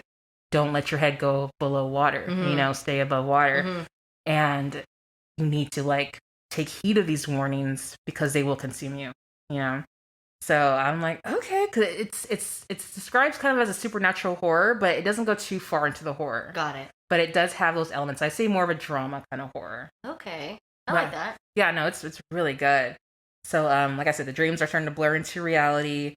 And then, of course, not surprising, back with this rich white family, she's asking again, like, hey, I'm not getting paid. Finally, the husband, because he doesn't deal with the money. Because he ain't making the money. Exactly. Because he ain't making the money. He ain't got none. So finally, he fucking pays her, and she's so grateful. She hugs him. Right. And then he, like, tries to, like, do some shit. Yeah. What the fuck, dude? I know. So it's like all this stuff is starting to really build up. I don't want to give away the ending, but it just definitely, it's one of these movies where you are kind of just seeing someone kind of unravel, right. And it's scary. It's like, girl, please, because what happens is that it gets to the point where the rage starts to, like, be pointed at the little white girl. Right. Oh, no. Yeah. Uh-oh. And one of the nannies, because like all the nannies hang out in the same park with the kids, made some flippant comment about how former nanny slit one of the little girls that she was watching slit her like ear to ear. So, yeah. That's not good. It luckily doesn't get that dark, but you definitely know where it could go. Right. So I absolutely love this movie. It was shot beautifully. Ooh. That's been like my biggest gripe about new movies. Like everything just looks so fucking dark. Right. And especially filming black people, like I want to see everything. Yeah. beautiful coloring, beautiful lighting. So the film is amazing. I'm so glad I finally fucking watched it. And I feel the ending is a little abrupt. Sure. But I do understand it. And it made me actually want to read more into it. So I kind of went out and I read like a couple of articles about like the movie and about the spirits. I wasn't familiar with them. Yeah. So I was like, this is really interesting. Heck so yeah, I love when movies do that. Yeah, right. Exactly. So I like it. I think this was a really good one. I would probably give this one a 4 out of 5 as well. Nice. Very well done. And again, I just love seeing different glimpses of Black culture, Black life. Totally. Like that. So great movie. I really enjoyed it. This is streaming on Prime. If you're interested. Oh, sick! I'm gonna do that. I'm insanely arachnophobic. I know you are. I know. But I have been like self-imposing like exposure therapy right. very carefully. Yes. And I've been like I said, exposing myself to spiders here and there. So yeah. I think I might try that with this because it sounds way too interesting to let a stupid ugly spider stop me. Honestly, it's only like you see it kind of more the shadow of the spider legs, and then like you only actually see the spider once, and it's a small one. It's not like a huge one like that. Oh, sick. Okay. Because yeah, for me, I wouldn't consider myself arachnophobia, but like big spiders freak me out. No. Like I don't know if you've ever seen The Mist. Oh no, not yet. But God. I read the book. I read the book. But yeah. So I totally get it. But this one I feel you'll be able to handle. Heck yeah. Yeah. Especially if it's little baby. Yeah. I can work with that. No, it ain't if it ain't like a Jumanji or bigger spider. Right. I'm good. Okay. Yeah, no, I think you'll be okay with this. Okay, sick. Great. On my list. So yeah, no, I hope you get to watch it. But yeah, I highly recommend this one. Excellent. That's great. What else have you been watching? Okay, I watched one of the worst things I've ever seen in my entire life. Oh shit! It's this movie. Megalopolis? Sorry. Oh, I know, right? I do want to see that. Sorry. Oh no, don't be Megalopolis. You heard it here. We don't even need to see it to know. Oh shit! I'll watch it when it streams. Right? I'm not gonna go sit 3 hours in a movie like theater like that. No, thank you. But no, what is this movie? Oh, it's been all over, I guess, TikTok. I don't have TikTok, but I've been like seeing it around. Megan is Missing from 2011. The worst thing I have seen this year, I think. It was rough. It was rough. It's directed by Michael Goy. I think that's how you say his last name. I found out that he worked very closely with Ryan Murphy in like Glee, American Horror Story, and Scream Queens. So exploitation up the ass. It is wild. It was, oh god. I was told not to watch it, and I still was like, I'm curious. And then after I finished, I was like, I didn't need to watch that. I didn't need to watch that. Damn. So no recommendations here, folks. But it's up to you. Proceed with caution. It's a found footage movie. Okay. It's about the disappearance of a girl named Megan. Megan is missing. She's a popular high school student. She has a best friend named Amy, who is very like dowdy and dorky. She gets picked on a lot. Mm-hmm. So those two characters. Megan uses video chat a lot, like online, like computer. I don't know exactly what it is. I don't know, like Skype or something? Like Skype, yeah. It was very similar to Skype, if that's what it was. So that's what you see is these conversations of Megan looking into a camera. That's what you see. So she's like having video conversations with Amy as well. Her Megan and her mom have a terrible relationship together. Megan also loves to go to parties. She loves to talk to boys. She finds a boy online. You never see his face. His camera is broken. Already red flag right there. Seen enough catfish to know. You are not talking to that person. You're not. His name is Josh. He invites her out to a party. She goes, but never sees him, and she's so upset. And she gets back online with him and is like, kind of like tearing into him. And he wins her back over by saying like, "Well, I was too shy to come say hi to you. I know exactly what you were wearing. You look so cute." Creepy. And of course, Megan, being unfortunately the insecure teenage girl that I mean, I've been there. Fell for it. Okay. She's like, absolutely, I love you. No problem. No problem. You left me at a party for 4 hours alone. Not a problem. You said I look cute. We're great. And people are picking on Amy a lot too. Like Megan's other friends are like definitely tearing into Amy, calling her a dork, ugly, like all. She's not even ugly. I don't get it. People are cruel. But Josh invites Megan to meet up with him behind a diner. Okay. And she goes and disappears. You don't see her again. So Megan's missing. So now. Megan is missing now. Megan is in fact missing, and you can see like the security camera footage. Okay. Sorry, this is found footage. Okay. Yeah, you see the security camera footage of Megan meeting up with this man and disappearing. Okay. It becomes national news.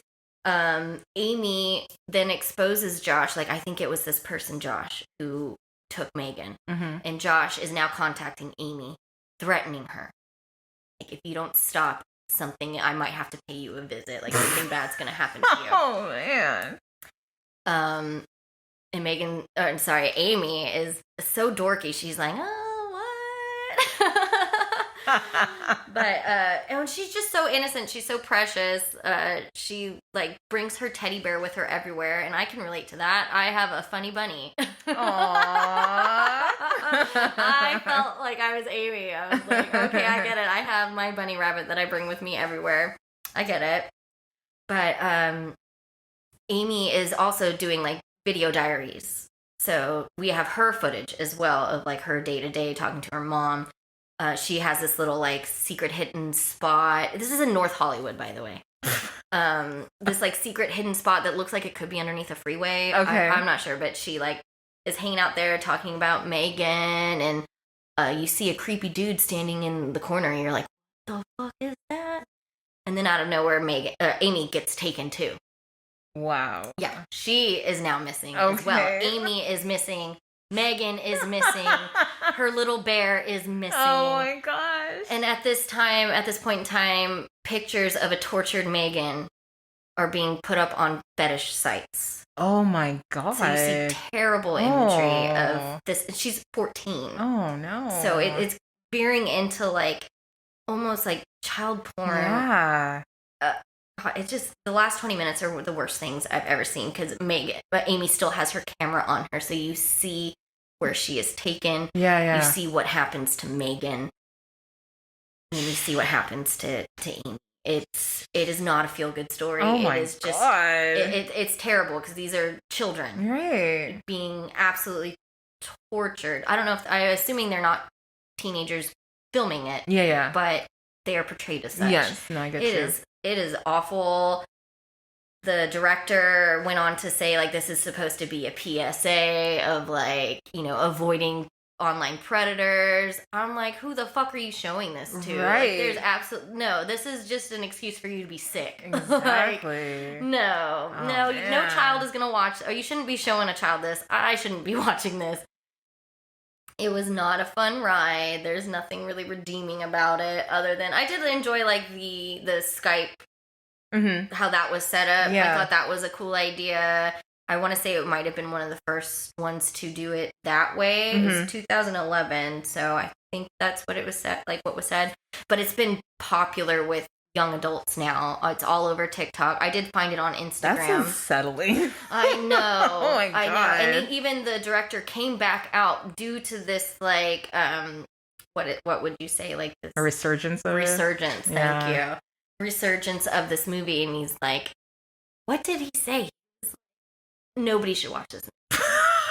Yeah. Like, why did you make it? Right? Why did you fucking make it? He was like, he said, don't watch this alone. Don't watch this at night. And when you see the words like photo number 1, you have about 5 seconds to get out before you see something you do not want to see. Oh my god. And I didn't want to see none of that. Well, I guess I did, because I was interested in what this movie was. Yeah. Because I heard it was messed up. And it delivered. It delivered. It's not super gory. It's not on the wet scale. Yeah. It's just, it's rough. Oh, it is rough. I do not recommend. 0 out of 5 crows. That shit was fucked up. I should have listened. but I had to know. So if you're like me and you have to know, proceed with caution. Damn. That's all I have to say. Oh, yeah. Yeah. I think I talked to you the day you watched it, too. Yep. I was like, I'm traumatized. Oh my I'm like, I'm having a real rough day today. Oh my gosh.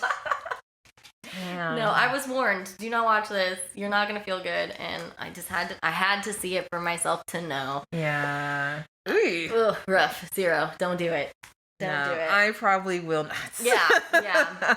Not. You can just look it up. Just look it up. Mm-hmm. Yeah. Mm-hmm. You're good. Yeah. Mm-mm. So my last movie is Hellraiser. Oh. 2022. I finally fucking watched it. Oh, the new one with Jamie Clayton? Mhm. Okay. I have not seen it. I haven't either.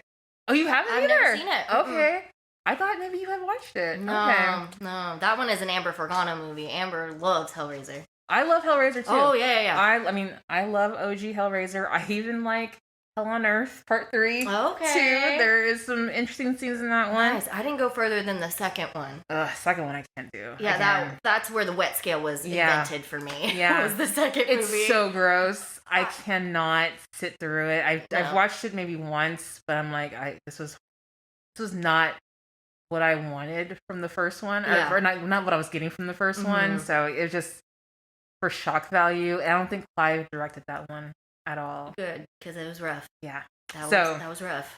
When I heard about this new one coming out, I was definitely, of course, skeptical. Mm-hmm.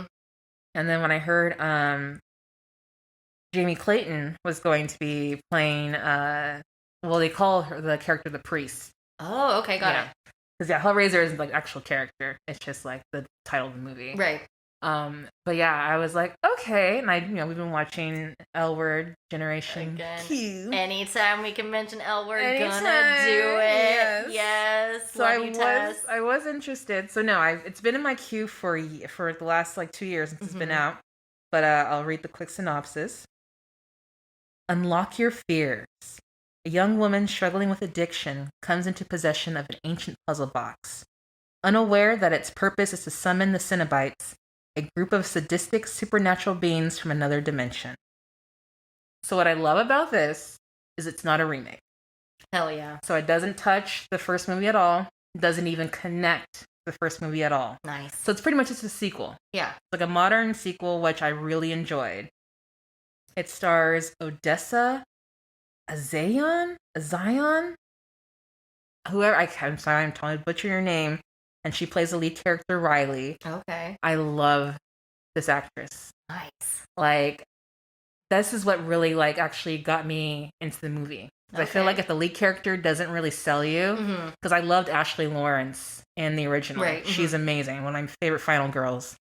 But yeah, Odessa is amazing in this. And I looked up her filmography, and she's in another movie that I want to watch called Fresh Kills. Okay. Directed by Jennifer Esposito. Like a mob family. Jennifer Esposito? Yes. Her directorial debut. Yes. Girl. Yes. And it's like mob family shit. And it looks amazing. I had no clue. Just came out this year. Good for her. Yeah. So I'm definitely watching that next. But yeah, Odessa is amazing in this. And she plays Riley, one who's been struggling with addiction. She's right now living with her brother and his boyfriend. I think they also have another roommate. So the brother is very protective, and is constantly wanting to know where she's at, like that. She's in rehab or doing at least meetings and stuff, and she meets a guy in one of her meetings, Trevor. And, they're both broke. She works as a waitress, and her brother's like, rent is due. So what the fuck? So instead of looking for a job, she goes along with Trevor, and he tells her that there's like some warehouse that has like all this like expensive shit that's housed in there by wealthy people, and he just happens to know about it. So they break in, and what do you think they find? The puzzle box. This ain't the puzzle place. Oh my god. Now this movie starts out first with a different character called Roland Voigt, played by Goran Vishnik. That's how you say his last name. And Roland Voigt is like a super rich guy, and you find out he has been using the box to basically sacrifice people to obtain power. And then you don't really know what happens to him after that. Then we're kind of brought to modern day, like our 6 days 6 years later to Riley. Mm-hmm. So kind of connecting these characters together. So apparently they find the box in this warehouse. She takes it, goes home, gets home hella late. Her and her brother have a huge fight because he knows that she's been out fucking around and drinking and shit. Mm-hmm. So she leaves with her shit, all shit that she has on her, on her bag, and she like goes and sleeps in her car. But then she like can't sleep, so she takes a bunch of pills, and she takes the puzzle box out, starts fucking with it, and she figures it out. Now I don't remember in the original. In this one, when you figure out the puzzle box, a little blade shoots out and it stabs you. Ooh. And if it stabs you, you're marked. Right. Basically. Is there a blade that comes out in the original? I don't remember. It's been a long time since I've seen it. Okay, I'm trying to remember. I feel like it was like a little, like maybe like a triangle kind of blade, but just like a full little like blade knife. Right. It's really cool. So when she finishes and solves it, the blade comes out, but it doesn't stick her. She manages to kind of like get around it. And so when the Cenobites come out, they're like, you gotta fucking stick somebody with this. Right. Like, we're coming for somebody. Right. Hello, you can't just wake us up for nothing. Exactly. So sadly, her brother, who's out looking for her. Oh no. What? Not her bro. That's fucked up. And this is how, and then it just starts from here. It's like pretty much her brother gets taken in. And then, of course, the brother's like boyfriend and the roommate are coming out to find them. And so they're all trying to figure out what the fuck this box came from. Right. And so that's what she finds out about, pretty much. And she finds out about Roland Voigt, the very wealthy man who's been kind of housing this thing for the longest time. But he's just kind of disappeared. No one knows what's happened to him. So they go to his fat fucking mansion. And it's cool because he's built to where the outside has like this like exterior that's built out of this particular metal that keeps the Cenobites out. Okay. So yeah, he kind of basically like built like a fortress to kind of trap the Cenobites and whatnot. Right. So as they're trying to figure out like what this box does, where it comes from, she finally learns about the Cenobites, the demons that come out with it, and how they grant you with options if you appease like, I think there's like 7 sacrifices you have to make in order to like get a wish granted, kind of like it. Right. And it could be power, it could be sensation, it's like all like the kind of different like levels that you can ask for. Right. And Roland Voigt apparently wanted power. Sure. Not surprisingly. Right, not surprised. But then he wanted even more. So then he picked sensation, but he didn't realize what he was getting when he chose that. Yeah. I just think of the second movie. Oh my god, dude. Does he have skin still? Like, yes, he does, but he like, it's so crazy. I'll just explain this. He's like, there's a contraption that is like shoved through his body that winds all his nerve endings. So it doesn't ever kill him. Right. It just brings him to the point. Yeah. No, be careful what you wish for. Right. No. Exactly. You wanted to feel something, huh? I'll make you feel I'll make you feel something. God. I know. So then, also part of the options, like I said, you had like power, sensing, you have central, you also have resurrection. Ugh. So Riley gets the idea of like, well, if I think she needs like 2 more sacrifices to get, to basically request resurrection to try to see if she can bring her brother back. But in the process, more people that she loves dies. Right. And then one cool thing I love is that you can actually sacrifice a Cenobite. What? Yeah, that was a pretty cool thing. Yes. I would be like, all of you right now, you gotta go. Right. So that was an option. Were they hiding that in the fine print? They didn't want you to know that. Right. So I'm not gonna give too much of it away, but the ending is very somber. Okay. Where I think in the first one it kind of wraps everything up, you know. This one leaves you a little bit more of a somber ending. I like the ending though. Okay. I do like the way it ends. It's just more somber. It's pretty much like the fuck up choices you make. Yeah. You gotta live with the consequences. You gotta live with that. Yeah. So that's what this one is pretty much about. Some of my critiques of it is that it's too dark. And I mean physically the movie dark. Is too fucking dark. Yeah. Like, you don't see the Cenobites and all their amazing detail. It's just like you're really having to get close to the screen to see. And one of the Cenobites is even black, which is cool. Right. But they're dark skin. So dark skin, shitty lighting. Yeah. You can't even fucking see them. That's like, it terrible. was pissing me off. That's terrible. So I'm just the like... Cenobites are visually... Right. Outstanding. Yes. Like, just, yes. You have to see them. All the detail work that goes into that. Like, they did... I mean, like, I will have to give it. This one definitely... It used computer... graphics, but it also used practical. Okay, cool. You know, so they definitely had a really cool practical makeup, monster makeup and stuff, but you just couldn't see it. Right. How do they get that far into production? But honestly, dude, I feel like that's just a lot of across the board now. Like, that's just so common. I'm like, what the fuck are they teaching in film schools? Oh, yeah. Because, like, why are all these films lit so shitty? That's why, like, when I watched Nanny after this, I was like, oh, thank God. Like, this is how you fucking light a movie. Oh, yes. Totally. Give me color. So, yeah, that was my biggest gripe. And then, I don't know. I gotta look in the behind the scenes. I can't tell if Jamie Clayton's face is CGI'd or not with the pins on it, because her face just looks so. It looks so like smooth and like digitally perfect. I'm like, I can't tell. Yeah. If it's like all CGI of her face or not. Is it distracting? It's distracting. Oh, okay. It distracts me. Yeah.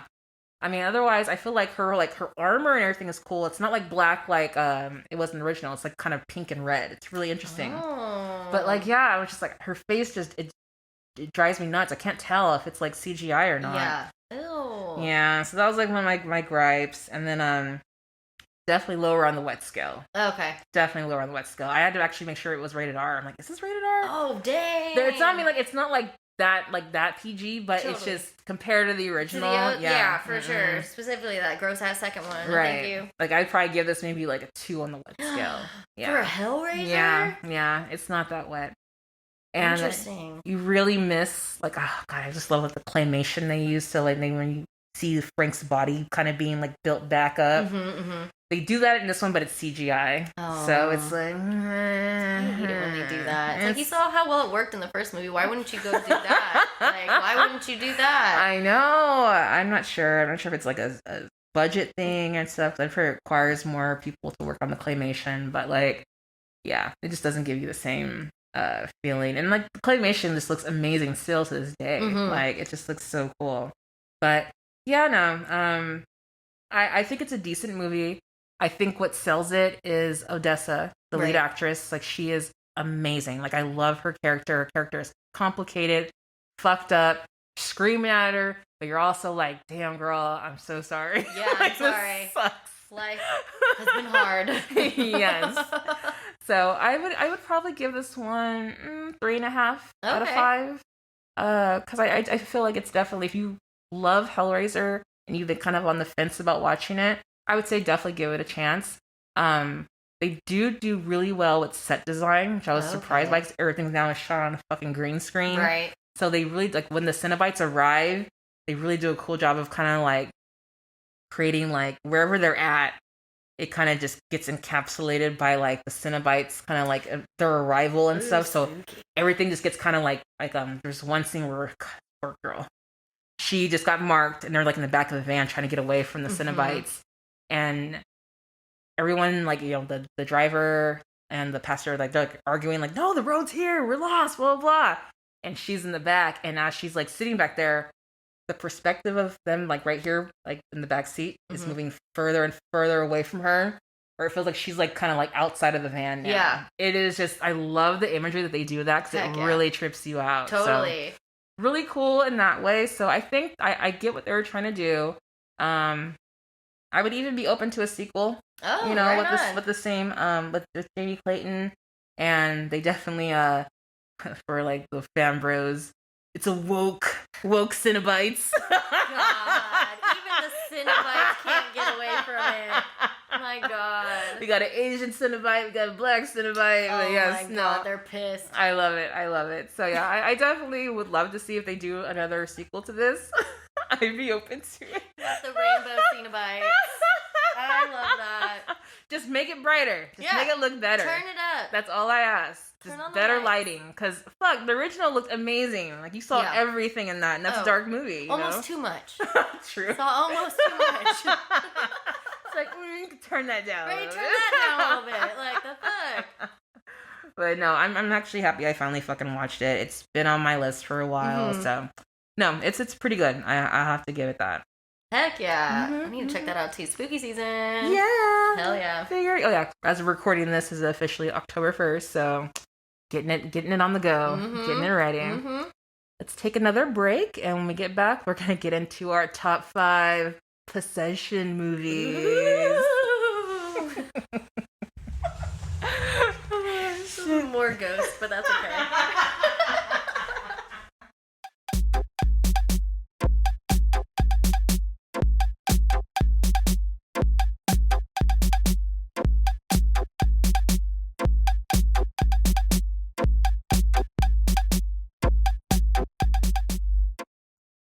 Okay, we are back once again, and we are going to get into our top 5 movies. This episode's theme, we're doing possession movies since spooky season has started. And this was very hard for both of us. Yeah. Oh my god. Narrowing it down. I was narrowing it down. So difficult. I still have like 5 plus honorable mentions. Like, I don't know how I'm gonna get through this. Like, man, it's rough. It's like, do you go for the classics or do you go for what you really love, or like both? Like, so I try to find the common ground in that. I hear you. So I'm excited. What's your first one? Yeah, the first one, probably the best one ever made, is The Exorcist. Ooh, yes. Oh my god. I remember the first time I saw that movie, I think I had just turned maybe 20. I was a little late in the game with The Exorcist. Same. And it blew my mind. I was just like, this is crazy. Yes. This is one of the craziest things I've ever seen in my life. How many times have you like watched it, like numerous times? Okay, cool. Watched it a couple times since. Linda Blair. Oh my god. Oh man. Reagan is a scary little girl. Who got messed up. She got messed up. You got Ellen Bernstein. So good. Man, that one is just, there's nothing like that movie. Yeah, no. And like, even like the haunted like set, like the lore of that, a lot of people died on that set. Really? They either died on it or died like right before it started. Like Linda Blair's grandfather even died like right before I think it premiered. Okay. And like either crew members passed away or like really close family members died like within filming or like right before it premiered. Wow, I didn't know that. Yeah, both Ellen and Linda Blair got like irreparably damaged, like physically damaged on that set. Oh my god. Ellen Bernstein had to use crutches for the rest of that set for the shooting. Like when she gets thrown across the room, she bruised her or like fucked up her coccyx. Oh my god. And had to use crutches for the rest of the set. And Linda Blair, she developed scoliosis from what I read from like the bed moving, the bed shaking scene. She got tossed around. Damn. No, I did not know all this backstory. Yeah, I've been reading up on it. It is wild. And man, at that time too, when did it come out? 70 something? Yeah. Yeah. There's just nothing like that. Just how they got away with it it's awesome. It's awesome. I'm glad that movie exists because it just blew my mind. I think the scariest thing to me was her shaking uncontrollably on that bed. It looked insane to me. Oh my god. It was so crazy. Oh my god. Man, don't get possessed, y'all. You get ugly. You turn real ugly. You're saying ugly things to people. You're doing ugly things to your body. What, crucifixes? Yeah, the crucifix. Oh, I can't believe the crucifix is the same. Oh, even when it was over and she gets like delivered, you know, I'm just like, what happened to her vagina, y'all? I know. Like, is she okay? I know. Are you guys gonna check up on her after? Like, are you taking her to the doctor? Is she gonna get sewn up or something? Like, that's all I could think about was like, no, it's absolutely terrifying. What happens after now that the demon is gone?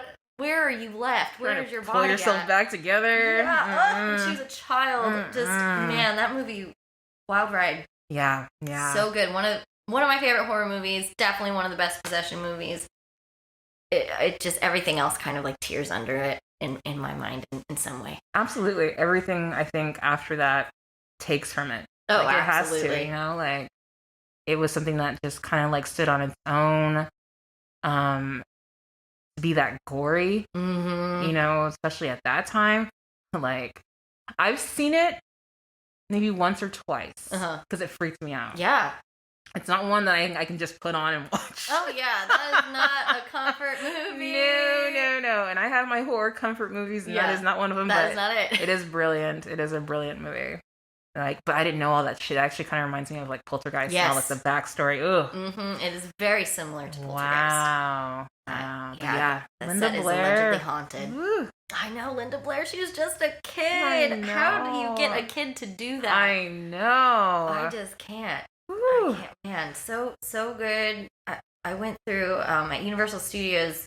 They do Halloween Horror Nights every year, and they've done the Exorcist maze a couple of times. Okay. And it's so cool. Nice. It is really cool. Just like seeing her kind of like do the spider walk down the stairs. Yeah, that part fucking freaked me out. The head spinning. Just, your mother sucks cocks in hell. Oh my god. How do you know my mother?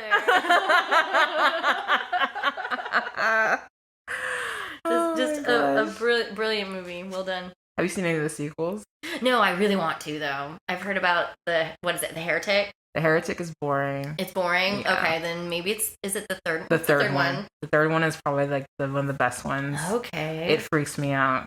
I've heard about a particular scene in the third one. Like, it looks like some dude crosses the scene, like the screen. Oh, okay. I'm thinking of another scene. Yeah. That one looks too. Like they're in a hospital. Yeah. But no, that's the one. The third one is the one I want to see. I guess I just get the name confused. So, The Heretic is the second one? The Heretic is the second one. I remember, the reason why I remember The Heretic is because we rented it out at a summer party when I was a kid. We were all excited to watch The Exorcist. Yeah. But of course, the first one was rented out. Naturally. So we had to go for the second one. Second one, I remember like us kind of like starting to like just kind of walk up and do other shit and stuff like that. Because like, you know, we're like 11, 12 and stuff. We wanted to get scared. Did not pay off. So not as good. Third one doesn't have Linda Blair in it. Right. It talks more about Father Karras. Okay. I think it's more about him and stuff like that. But like, there are some really creepy scenes that just don't leave my mind. Ooh, I'm definitely gonna have to check that out. Check it out. I did see The Exorcist Believer. I did see that. Ugh. That movie sucked. Oh my gosh, yeah, they did the ones in the 2000s, the Dominion ones. Okay. And those ones are awful too. So yeah, I would only recommend the third one. Right. And then, I mean, I don't know if you've ever seen The Repossessed. No. That awful one with Linda Blair and Leslie Nielsen where it's like a comedy. Stop. Leslie Nielsen? Oh my god. It's a comedy exorcist movie. I've never seen it. Because the makeup looks really good. Like, she looks really scary in it. So I remember as a kid, I was like too afraid, even though it's in the comedy section. Yeah, totally. I've never seen it, but it's like kind of like a Naked Gun kind of spoof on The Exorcist. Okay. But I don't know. I'm not sure if I would even want to give time to that, but I know it's out there. Okay. I mean, there's also Scary Movie 2 where you yes, had Natasha. I know. So it's you see how influential and just still to this day it is. Yes, so. that movie holds up. It is still terrifying. Yes, no, I hear you. The imagery, but don't watch Believer. That one sucked. It was bad. And they had one that just came. Is that the one that just came out recently? Yeah, that came out, and like the cameo, like Ellen Bernstein is in it. Yeah, but nah. Isn't Linda Blair in it too? Linda Blair shows up. Oh yeah. So that was the only redeeming part of that movie. The rest of it is just like. Yeah, I heard it wasn't good, and they were supposed to do another one, but that just got scrapped. Yeah. So I heard Mike Flanagan might be picking up an Exorcist. Okay. I think that was him. Like, what else? Haunting of Hill House. That guy. Oh, okay. I actually might trust that more because the guy who did it, David Gordon Green, who's mostly known for like comedy, like Superbad or Pineapple Express. Can't remember which one it is. He did those recent Halloween movies, which I haven't heard anything good about. Very divisive on those. Yeah. And then he just started, I guess, just wanting to do like all these horror remakes. So he did The Exorcist Believer. But then dropped out of the second one that was supposed to come out. So maybe Mike Flanagan might be doing it. I hope because I've enjoyed everything I've seen by Mike Flanagan. Okay, yeah. So like, I think I trusted more. Yeah, I would trusted more with him. I think that was a really, really good one. Midnight Mass was also really good. Midnight Mass was good. I did enjoy that one. Yeah. Okay. So, I might fuck with, you know, but I don't know. Just give me a better story. Right? Like I get it. You got possessed. Done. Good choice. You go with the classic. Yeah, that one. I mean, that one has to make the list for me. It's just so good. Gotcha. So I chose Record. Okay. Spanish film. I've heard about this movie. From 2007. I heard it's terrifying. It's absolutely terrifying. Ooh. Like, there's not that many movies that give me nightmares. Right. This one did. This was found footage, right? Yes. Okay. Well, not found footage. Well, yeah, you know what? Yeah, it is, because it's shot all like you're only seeing the perspective of the camera guy. Got it. It's a news crew, and they are doing a story following firefighters, and it's like an evening kind of like ride along, and they get a call to this building about this old woman who apparently is like trapped inside her house and needs help. And so they tag along. They're thinking it's going to be like a routine call, and they find out, find out this woman is practically being possessed, you know? I had no idea it was a possession movie. Yes. That's crazy. Yes. It is amazing.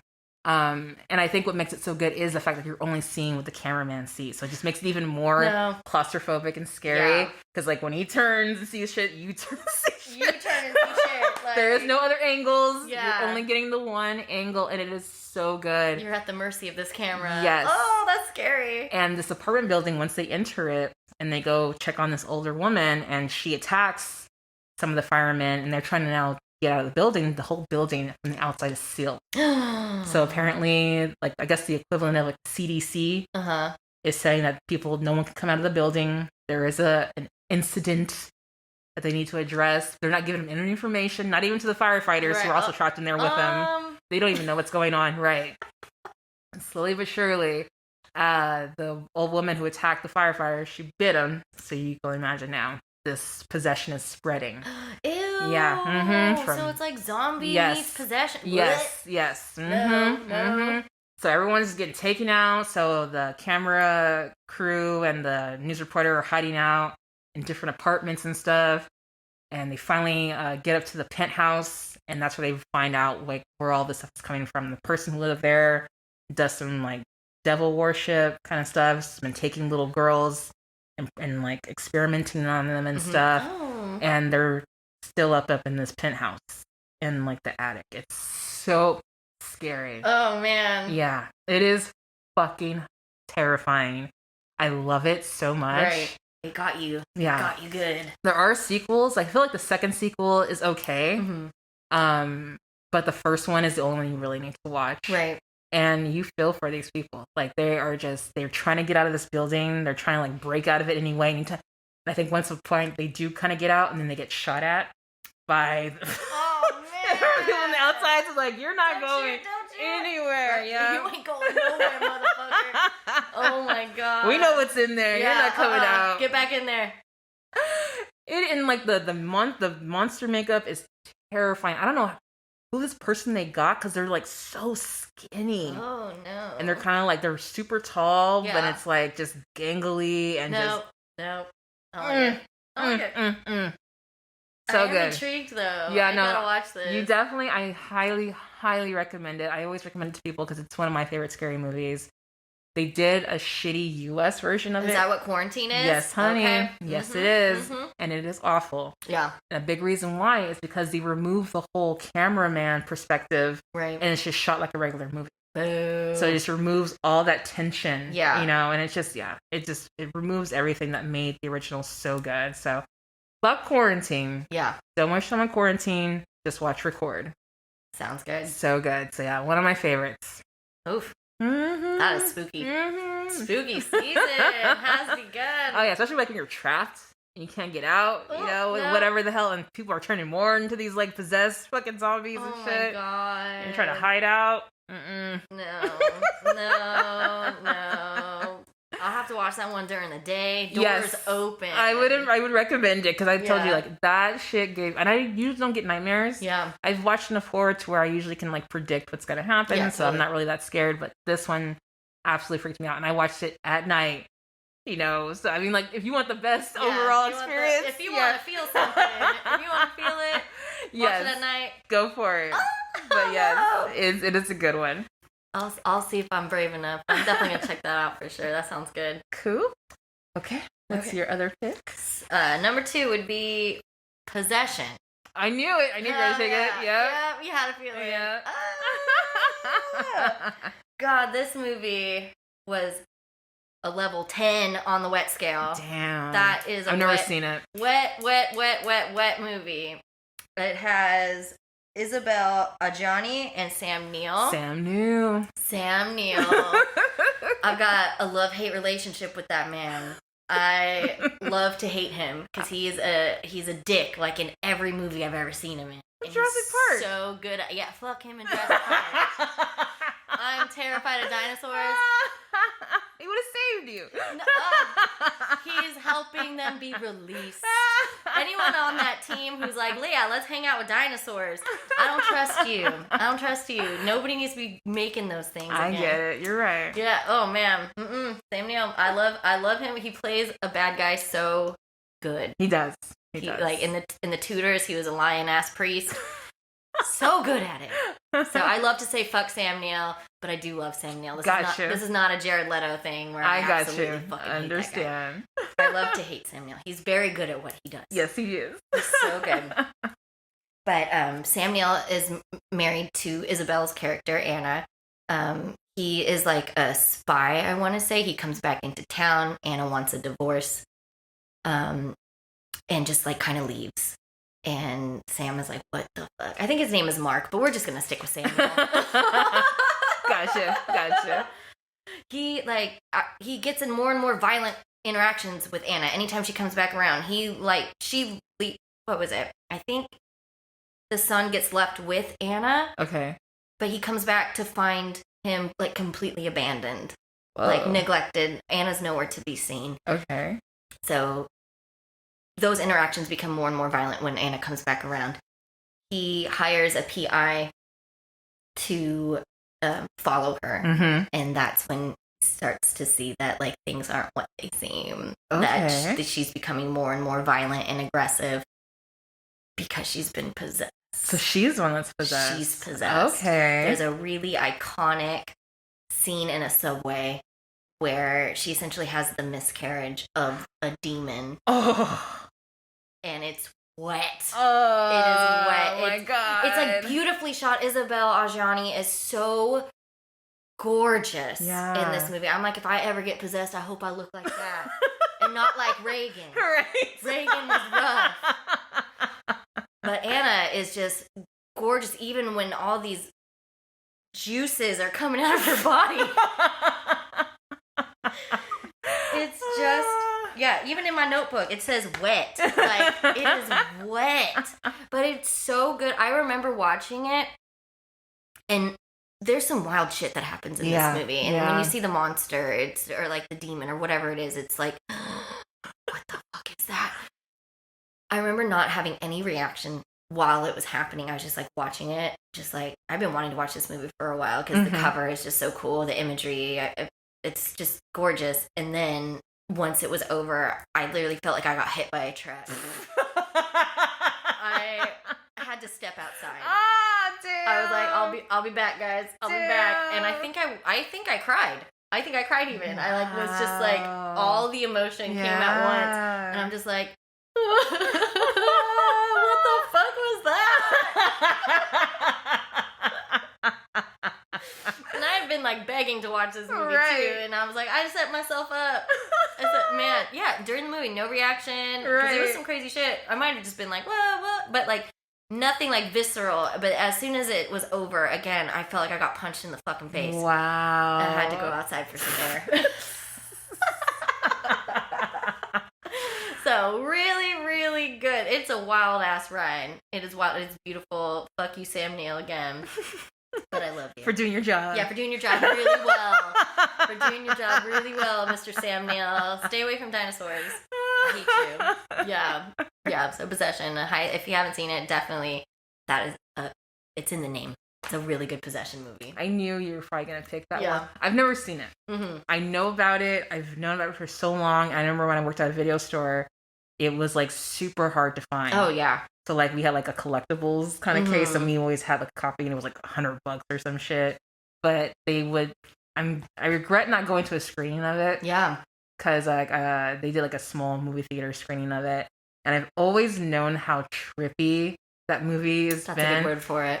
Right. I think I have to be like in the right set of mind. So I thought that brought you to fucking tears. Yeah. You know, like after you like really kind of were able to kind of just sit with it just afterwards. Yeah. Yeah, no, it seems like it's a wild ride. I'll never forget that experience again. No feeling until after, and I had to go outside. Oh, shit. I couldn't imagine seeing it in a theater. I would love to now. Yeah. Now that I've seen it, but I think first time watch might have been super overwhelming. Yeah, that's probably why I didn't go. Yeah. I think I felt the same way. I was like, I don't know if I'm ready for this. It's like after work and shit. I'm like, I just want to go home. It is a wild ride. A wild, wet ride. Okay. But it is incredibly good. Very cool. I'm glad that one made the list. Yes. Yes. Now, what didn't make the list is really what it is. So, my second pick is going to be Stigmata. Oh, I've never seen that. Oh my god, that's Patricia Arquette. Patricia Arquette and sexy ass Gabriel Byrne. Oh god, he's a priest in that one. It's not a great movie, sure, but I do love it. I love the way it looks. Like I mean, like from the clothes to just the overall, like the setting, it just looks amazing. But the possession scenes are really intense because, like, you know, I think how it starts out.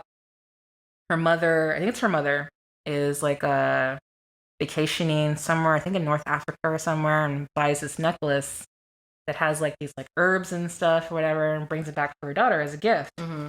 Well, whatever's in that fucking necklace, it triggers off these like whatever demon or whatever that kind of slowly starts to possess Patricia Arquette's character. Yeah, and I feel like it's really done really well.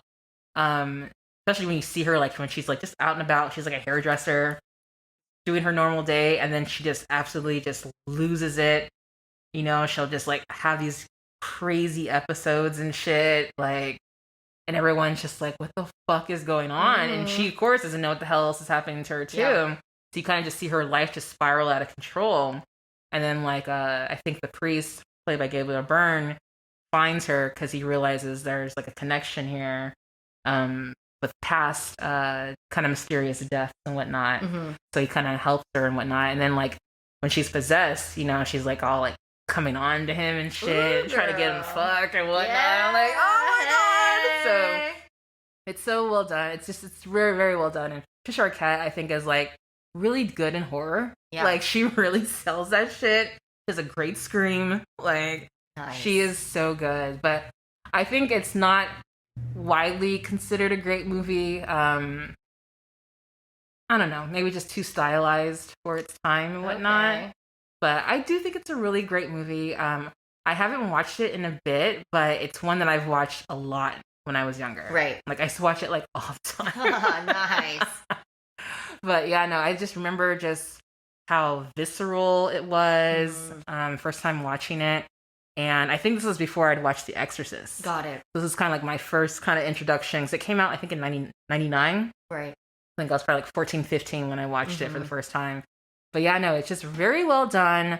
I love the possession. I love when her face just changes. Like her eyes do this really weird thing. Yes. Oh, God. And then, of course, you have the voice that comes out. Yeah. Like, it's just really, really well done. I definitely will probably be watching it again this month. Yeah. I love Nia Long is in it as well. She's like her friend, and she's like, "What the fuck is going on with you, girl? Like, girl, get it tripping out. You all right? You need some water? You hungry? For real, man." I remember I went to like a slumber party with my friends, and I think like freshman year or something. And one of the movies they chose was Stigmata. And I remember the cover of it so vividly. It terrified me. I was like, I'm not watching that. Oh, I was too scared. I was a little scared bird. I was so scared. I totally get it. And it's weird. I feel like, yeah, because I'm just double checking right now. It did come out in 99. Like, there was like this one and End of Days. Okay. Which also has Gabriel Byrne in it, where he's like the actual devil in that one. Oh, God. So it's like a very kind of interesting supernatural horror kind of time. I think even Lost Souls with Winona Ryder came out all in the same time. Yeah. And that one is shit, as I talked about last time. But yeah, Stigmata, I think, is definitely the best out of that one. But yeah, I just feel like it's not widely considered, you know, a good movie, but I think for a possession For movie, possession movie, it is really good. does a good job of it. That's so cool. I didn't even know Stigmata was a possession movie. I just assumed it was religious, like, I guess demonic. I guess maybe I didn't think it was possession. So that's really freaking cool. Yeah, no, because I'm thinking like, should I go with literal like demonic possession, or is it more like a psychological kind of thing? Right. But yeah, no, this one is just definitely more literal, straight up horror. So I can't remember if it was like rated R or not, but it definitely looked like it was rated R. Yeah, if I remember right, there were some pretty gnarly scenes in that. Yeah, that cover alone, I was like, man, fuck you for inviting me. How dare you invite me to this hell house? Okay. I'm really glad you chose that because it makes me really want to watch it. Yeah, I need to finally see that. I think now you'd probably like it. Yeah, totally. But yeah, I do enjoy Patricia Arquette and Little Nicky. That was great. Oh that was great. I have not seen Little Nicky. Ever? No. Ever? Oh my god. I can't. There's some possession in there. It's just when Adam Sandler does those voices for characters, it drives me up the wall. And Little Nicky and Waterboy are just two I can't do. You just can't do them. Man, that's fair. That's fair. It is really good. I'll take your word for it. I know Steve Buscemi is like a priest or something like that, but like, no. God. Yep. So good. I cannot believe he fucking did that movie. Right. There's some heavy hitters in there. Got Regis Philbin up in. Isn't Harvey Keitel in that too? Yes. He's the devil. That's Little Nicky's dad. Oh my That's Papa. God. Wow. Interesting time. Yeah, it's cool. It's a funny movie. Oh my gosh. Okay. What do you got? Okay, my next movie is a more recent movie. I want to say it came out either last year or year before that. Talk to Me. Oh, okay. Yeah. I saw that one. Oof. That one, the ending got me good. Yeah. It was so spooky, so dark. I used to play with Ouija boards all willy-nilly as a little kid. After watching Talk to Me, I'm like, absolutely not. How did I get away with these things? I don't need to play with a Ouija board again. I'm good. I mean, this doesn't have a Ouija board in it, but like playing with these things that you think are toys when really they can fuck your life up. Right. With all that energy in it. Just no.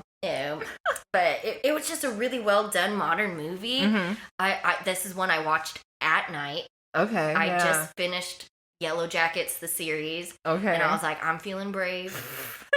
I've seen some crazy shit. I'm feeling brave. Yes. Let's keep it going. Let's keep it going. Let's keep the momentum going. And I did, and it was so scary.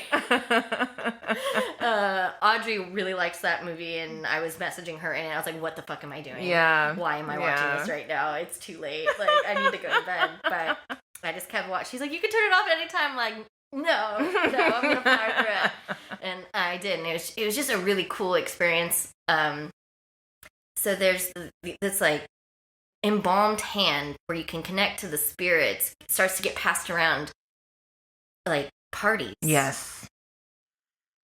It's a party game that these teenagers in Australia are like loving, and they're video like recording it on their phones. Yes. And like you hold on to this hand, you say talk to me, a spirit comes, and then you say I let you in, and then you get possessed by this spirit, and you're not supposed to hold on for longer than 90 seconds or that entity, that spirit will stay with you. Right.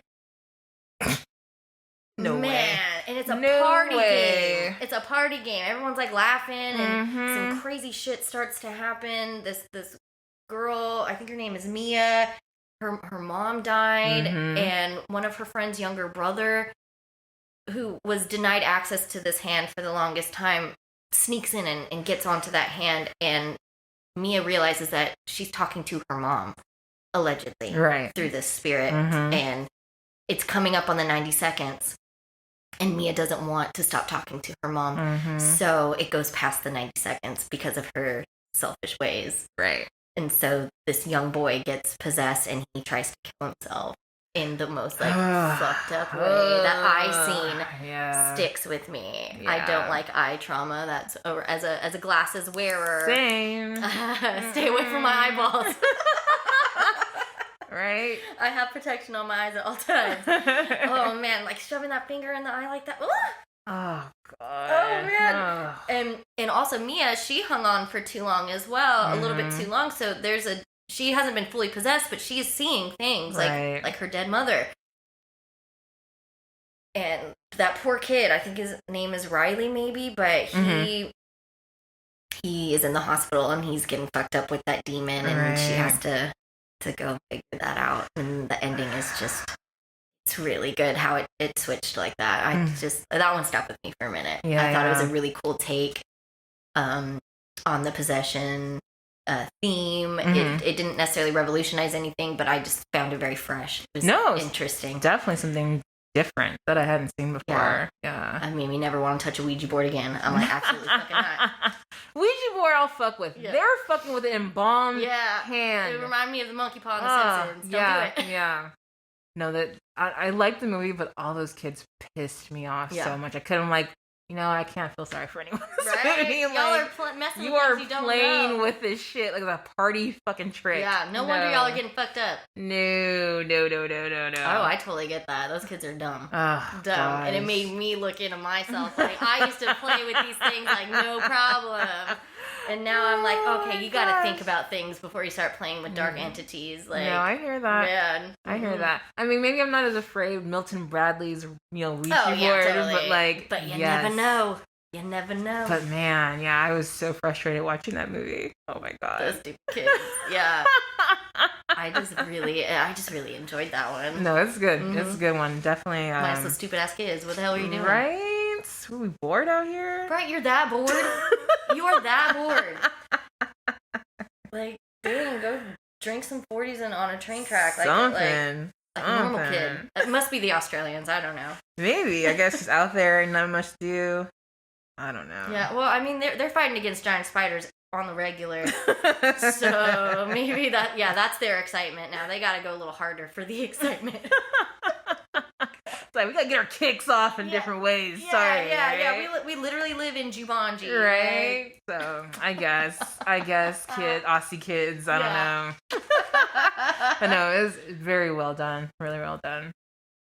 Cool pick. I like it. Thank you. So, my third pick is The Taking of Deborah Logan. Ooh, I've heard about this one. Released in 2014, directed by Adam Robitel. And I'll just write the synopsis real quick. Evil lives within you. What starts as a poignant medical documentary about Deborah Logan's descent into Alzheimer's disease and her daughter's struggle as a caregiver degenerates into a maddening portrayal of dementia at its most frightening. As hair-raising events begin to plague the family and crew, and an unspeakable malevolence threatens to tear the very fabric of sanity from them all. So, this one is one that gave me nightmares as well. Oh. Yeah. I watched this probably not soon after it came out. And I recognized two of the actresses in it, which was very hilarious. The woman who plays Deborah Morgan, suffering from the Alzheimer's, was an actress I remember watching on All My Children. Okay. She played a character named Opal. And I'm like, I haven't seen that woman in years. So in fact, I just saw, I'm like, oh my God, Opal. I saw her. Hi. And then the woman that plays Opal's daughter in the movie, did you ever watch Mad About You? I remember it, but... So Jamie's sister, who was kind of, I always like, Jamie's sister is probably my favorite character on the show. She was kind of just she was just chill. But she plays the daughter in this. So I was like, okay, I haven't seen both of these people in forever. Where the hell have you been? Totally random and shit. So I had no expectations going into this. I had no idea, how scary it was going to be. And the movie pretty much is, like I said, it's like a documentary, supposed to be documenting Alzheimer's, but they realize something else is happening with this woman. It's not Alzheimer's. So as they kind of do a little bit more background, there was these child murders that were happening a long time ago. And then they just stopped.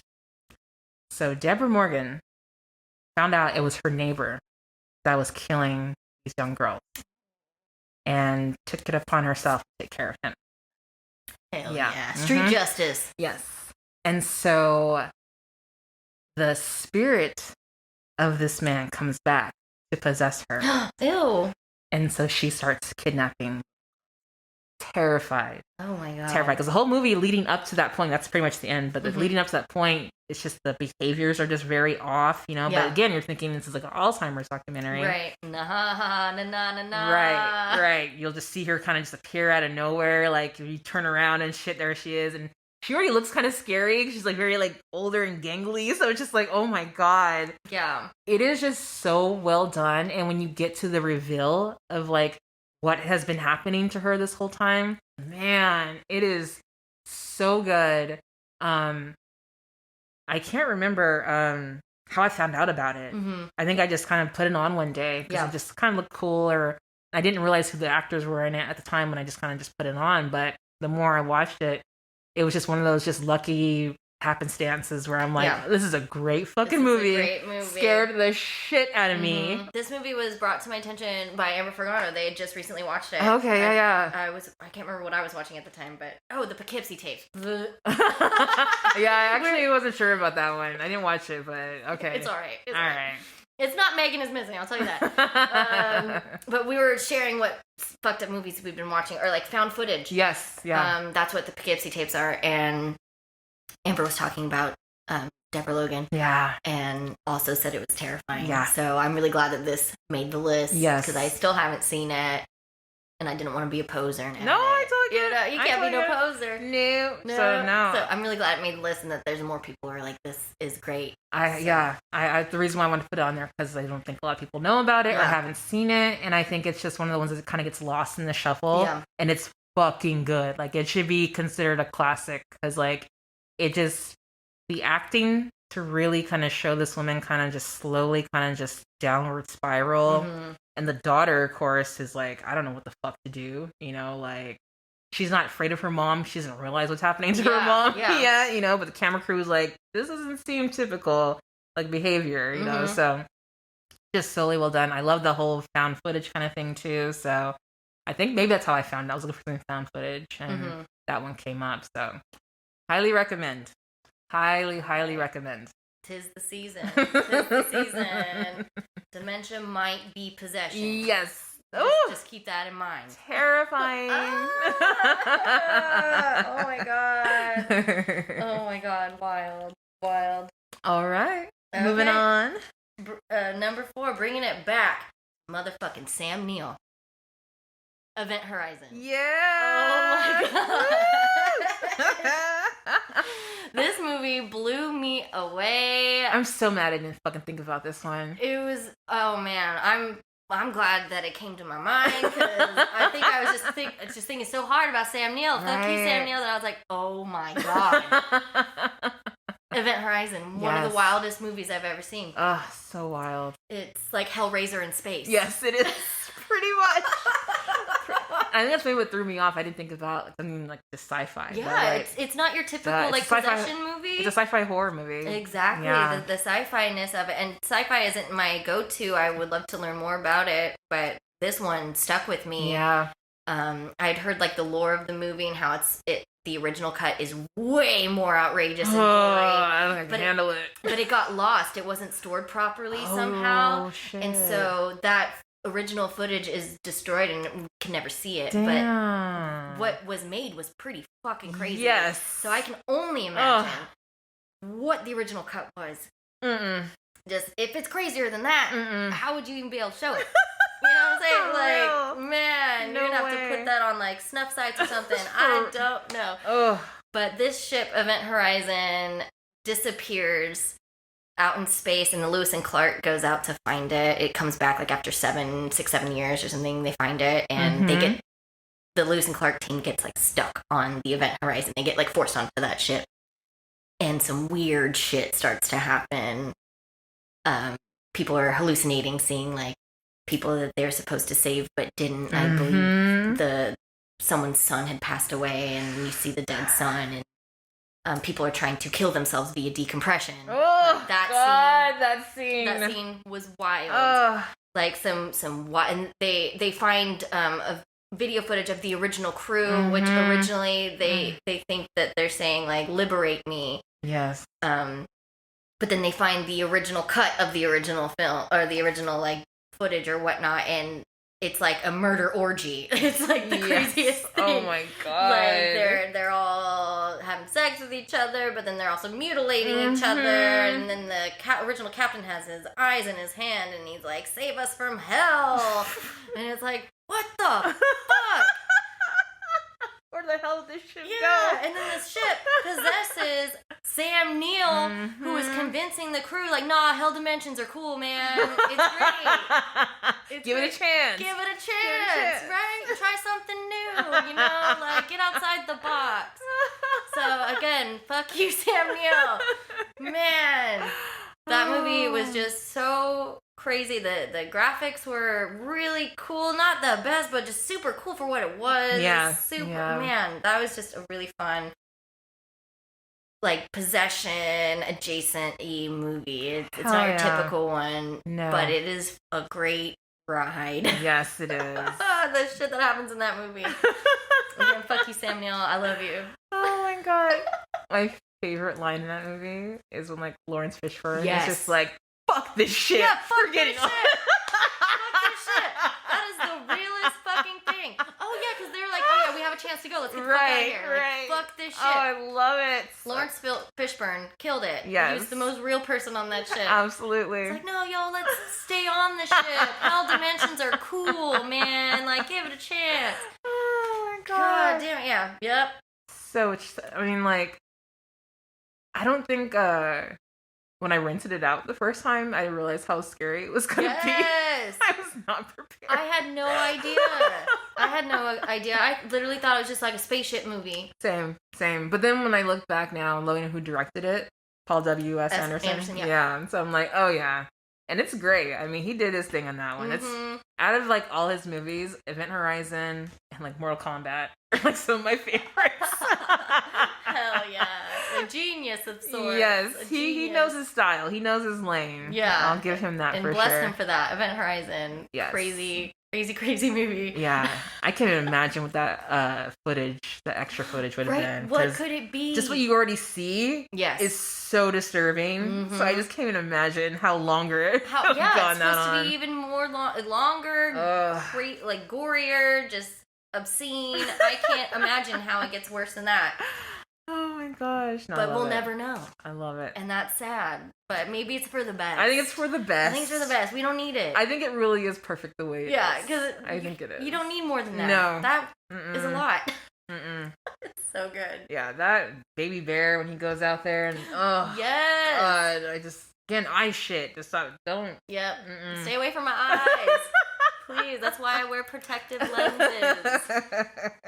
and to see, but still. And to see, yes. But yeah, also, whatever. It helps, yes. Good pick. That's a good one. Thank you. So my fourth pick, I mentioned it briefly last episode. It is John Carpenter's Prince of Darkness. Okay. Yes. Now, this one is, like I was telling you, it's such a different, weird type of possession movie. Because, like, the devil in this one is, like, biometric liquid. Ew, like the T-1000? Like, kind of, but, like, it's like this green liquid in this huge vat. Ooh. And it's just, but it's, like, alive and stuff, you know? And then they're studying it, like, it's like a crew of, like, I don't know, what do you call them? Paranormal, investigators. Yeah, paranormal investigators. And I think they're also too connected with the school. I think there's like a university or something that's connected to this in the beginning. So they're studying this thing that they just found, and the place they're holed up in, they're realizing that the people like on the streets around are getting called to the building from whatever this entity and this liquid goo is, and it's possessing people. Alice Cooper is one of the homeless people that comes out. Yes, feed my Frankenstein. Yes. So the lead ones that come out and kills one of the scientists who comes outside for a smoke break, I think. Yeah. Smoking kills. It does. But the people who are investigating it, when they're left alone with the vat, it will sometimes spray out liquid into like their faces, and that possesses them and shit. Yeah, it's fucking crazy. Again, keep out of my face. Like, God. So slowly, one by one, everyone's getting possessed by this thing. And it's pretty much, I think it's building up to a certain time and moment where the devil's going to like release itself, you know, going to be able to like release itself from this. It needs like a host or something. And I think it like uses one of the women. She's like just killing everybody and shit. Yeah. But it's just really an interesting take. It's really gory. Like, really, I mean, like, good practical effects. Okay. Great practical effects. Like, one of the guys who gets killed early on is, like, covered in bugs and shit. Ew. And he's, like, trying to, like, warn them and stuff from the outside. And it's just... it's so good. What is this, like, the Bug Man in Men in Black? Like, no. Even grosser. Oh, even Oogie grosser. Boogie Man? Even grosser. But, yeah, no. Great practical effects. The music is, of course, on point. Okay. Got John Carpenter on his little keyboard and shit. Good fucking score. But I just love it. It's just not your typical kind of like devil possession movie. It does something very different. Killer cast. It's like all his regulars. So if you've seen like any of those other movies, you'll recognize other people from it and stuff. Yeah. So just very well done. I think it's really underrated. It's not really talked about a lot. Right. So I think it's kind of overshadowed with these other 80s movies, They Live and The Thing, which, hey, I get it. The Thing is like one of my favorite movies ever. Good stuff. But yeah, no, Prince of Darkness is just really fucking weird. It is a weird horror movie, and I just love just the originality of it. And it freaks me out. Like, it scared me when I first watched it. I remember picking it up on VHS at like a record store for a couple of dollars and watching it and being absolutely freaked out by it. Ooh. Yeah. I love that. Made you feel something. Yes. So very well done. I love it. And I think the idea of this like liquid fluid. Is it viscous? Yes. Is it like mucusy? Yes. Ooh, gross. Yes, this idea of this like bile liquid that they keep the devil in is just so weird. And what's it doing in there? I'm like, is it preserving him or what? I don't know, like pickling him or something.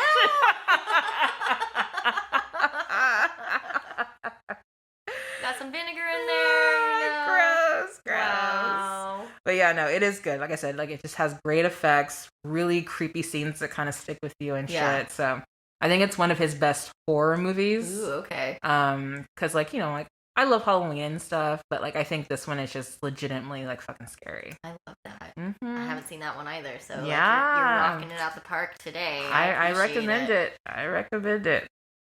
Oh yeah. No. Woof. Ew. I know. I still can't get over the viscosity. And it's green, which is my favorite color. But also I know, mine too. But like, ooh, you do not want this shit on you. No. And the fact that it'll just spray it out into people's faces, and then like the people who like are possessed will then go over someone and then like spit in their. Ew. No. It is so unhinged. Just everyone hawking loogies. Yeah, like, pretty much. And I'm not even like, I mean like straight up like they have like so much in their mouth, they're just like all like spilling it out. Oh, it is so gross. That's so nasty. Oh my god, do you remember the wrestler Tajiri? Which one? Tajiri. Mm-mm. He's a Japanese wrestler. Yeah. And he would spit out green mist. No. Yeah. Ooh. Yeah. So that's what I think. Yep. I'm like, it's just Tajiri going around spitting green mist in everyone's face, possessing them. Oh my god. Yep. This is what it's like. This is what it's kind of like. No, that's a terrible way to get possessed. Oh shit. But yeah, it's definitely I love it too. Like I said, it has like all his like regulars, like Dr. Loomis is in it. Victor Wong, who was in Big Trouble in Little China. Okay, yeah. Like so many people. I think one of the guys from Halloween movies, also not the doctor, but someone else. So just really well done. I love that. Yeah, checking that one out too. Oh yeah, this October is off to a great start. Yes. Got my lists. So excited. So, what is your other pick? Okay, so I guess this is the last one. This is a so bad that it's good movie. It's from 1977. It's called Kathy's Curse. Oh, is this? Wait, go The on. Exorcist like rip off. Yeah. It is so bad that it's amazing. Kathy's curse. Kathy's curse. This Oh my poor little God. girl gets possessed by a doll that houses her dead aunt's spirit. Oh. What? Yeah, so she goes around and fucks some shit up. Oh my gosh. Yeah. Like her aunt died in a car crash with Kathy's grandfather, Mm-hmm. and Kathy's mom and dad move into the family estate, and that's where Kathy finds the doll Okay. that then possesses her. And there's just this really great line in the beginning of the movie. I want to say it's Kathy's grandfather. Like, Kathy's not even born yet. He's talking. The grandfather is talking to Laura, the eventual dead aunt. And he's like, your mother's a bitch. Just like out of nowhere and goes hard. I'm just like, bless you. It's just so bad. Arachnophobia moment. There is a giant tarantula in it. It's awful. But it's just so wacky, so goofy. It's terrible, but it's so good. I remember walking around a Monsterpalooza one year, and I want to say it was Severin released it, re-released it, and there's just so much memorabilia and merch for it. Oh. And the cover is Kathy, with the glowing eyes, and it's black and green, which is my favorite color combination. Aww. So it just that movie really stuck with me, Yeah. the image, and I was like, I gotta fucking watch this. And I did, and I'm forever grateful for it because it's so bad. I don't think I've ever heard of it. It's so good. Okay. It's so bad that it's good. Anyone I recognize in it, or is it Nah. Okay. All right. Nah. Gotcha. Not that I'm aware of. But man, your mother's a bitch. That's one of the best things I've ever seen. He's talking to a little girl, being like, "Where's mom at? Your mother's a bitch." Just so good, so bad. Kathy gets up to some hijinks because she's possessed by this doll. I get it. I mean, again, I carry around a bunny rabbit. That could have a soul in it. I don't know. She could possess me one day. I don't know. Yeah, that's such an interesting way to do it. Mm-hmm. So she's being possessed by her aunt. Yeah, by the spirit of her aunt who Got it. resides in this doll. Got it. Wow. So, yeah. Kathy's curse. So ridiculous. But recommend. Just Okay. for, a schlocky 80s movie. Yes. I don't even think it's 80s. It's 1977, excuse me, but super schlocky. And first time I heard the word schlock, I told the person, "You're full of shit. That's not a real word." So you're trying to play me. That's not a word.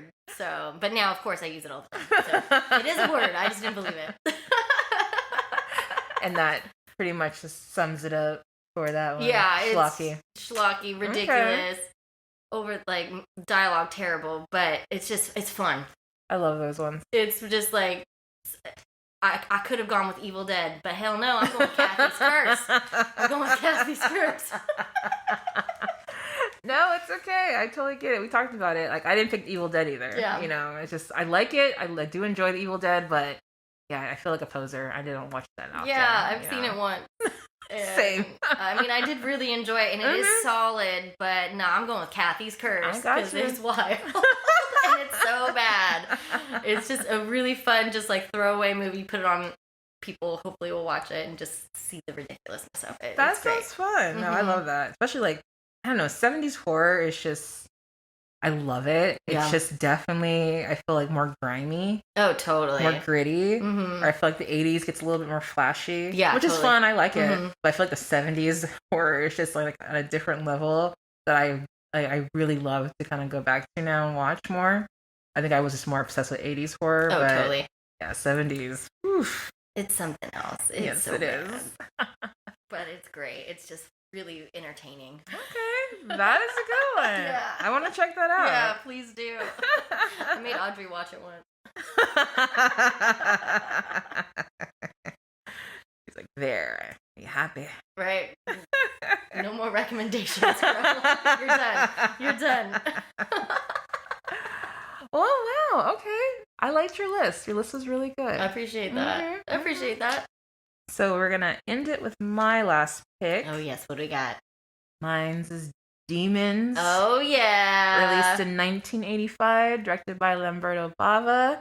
You can't see it right now, but I am wearing my demon shirt in honor of it. Hell yeah. I fucking love this movie. It's so good. Such a good movie. I remember the first time I watched this with a group of friends, I had no idea what to expect, and I was just blown away. Mhm.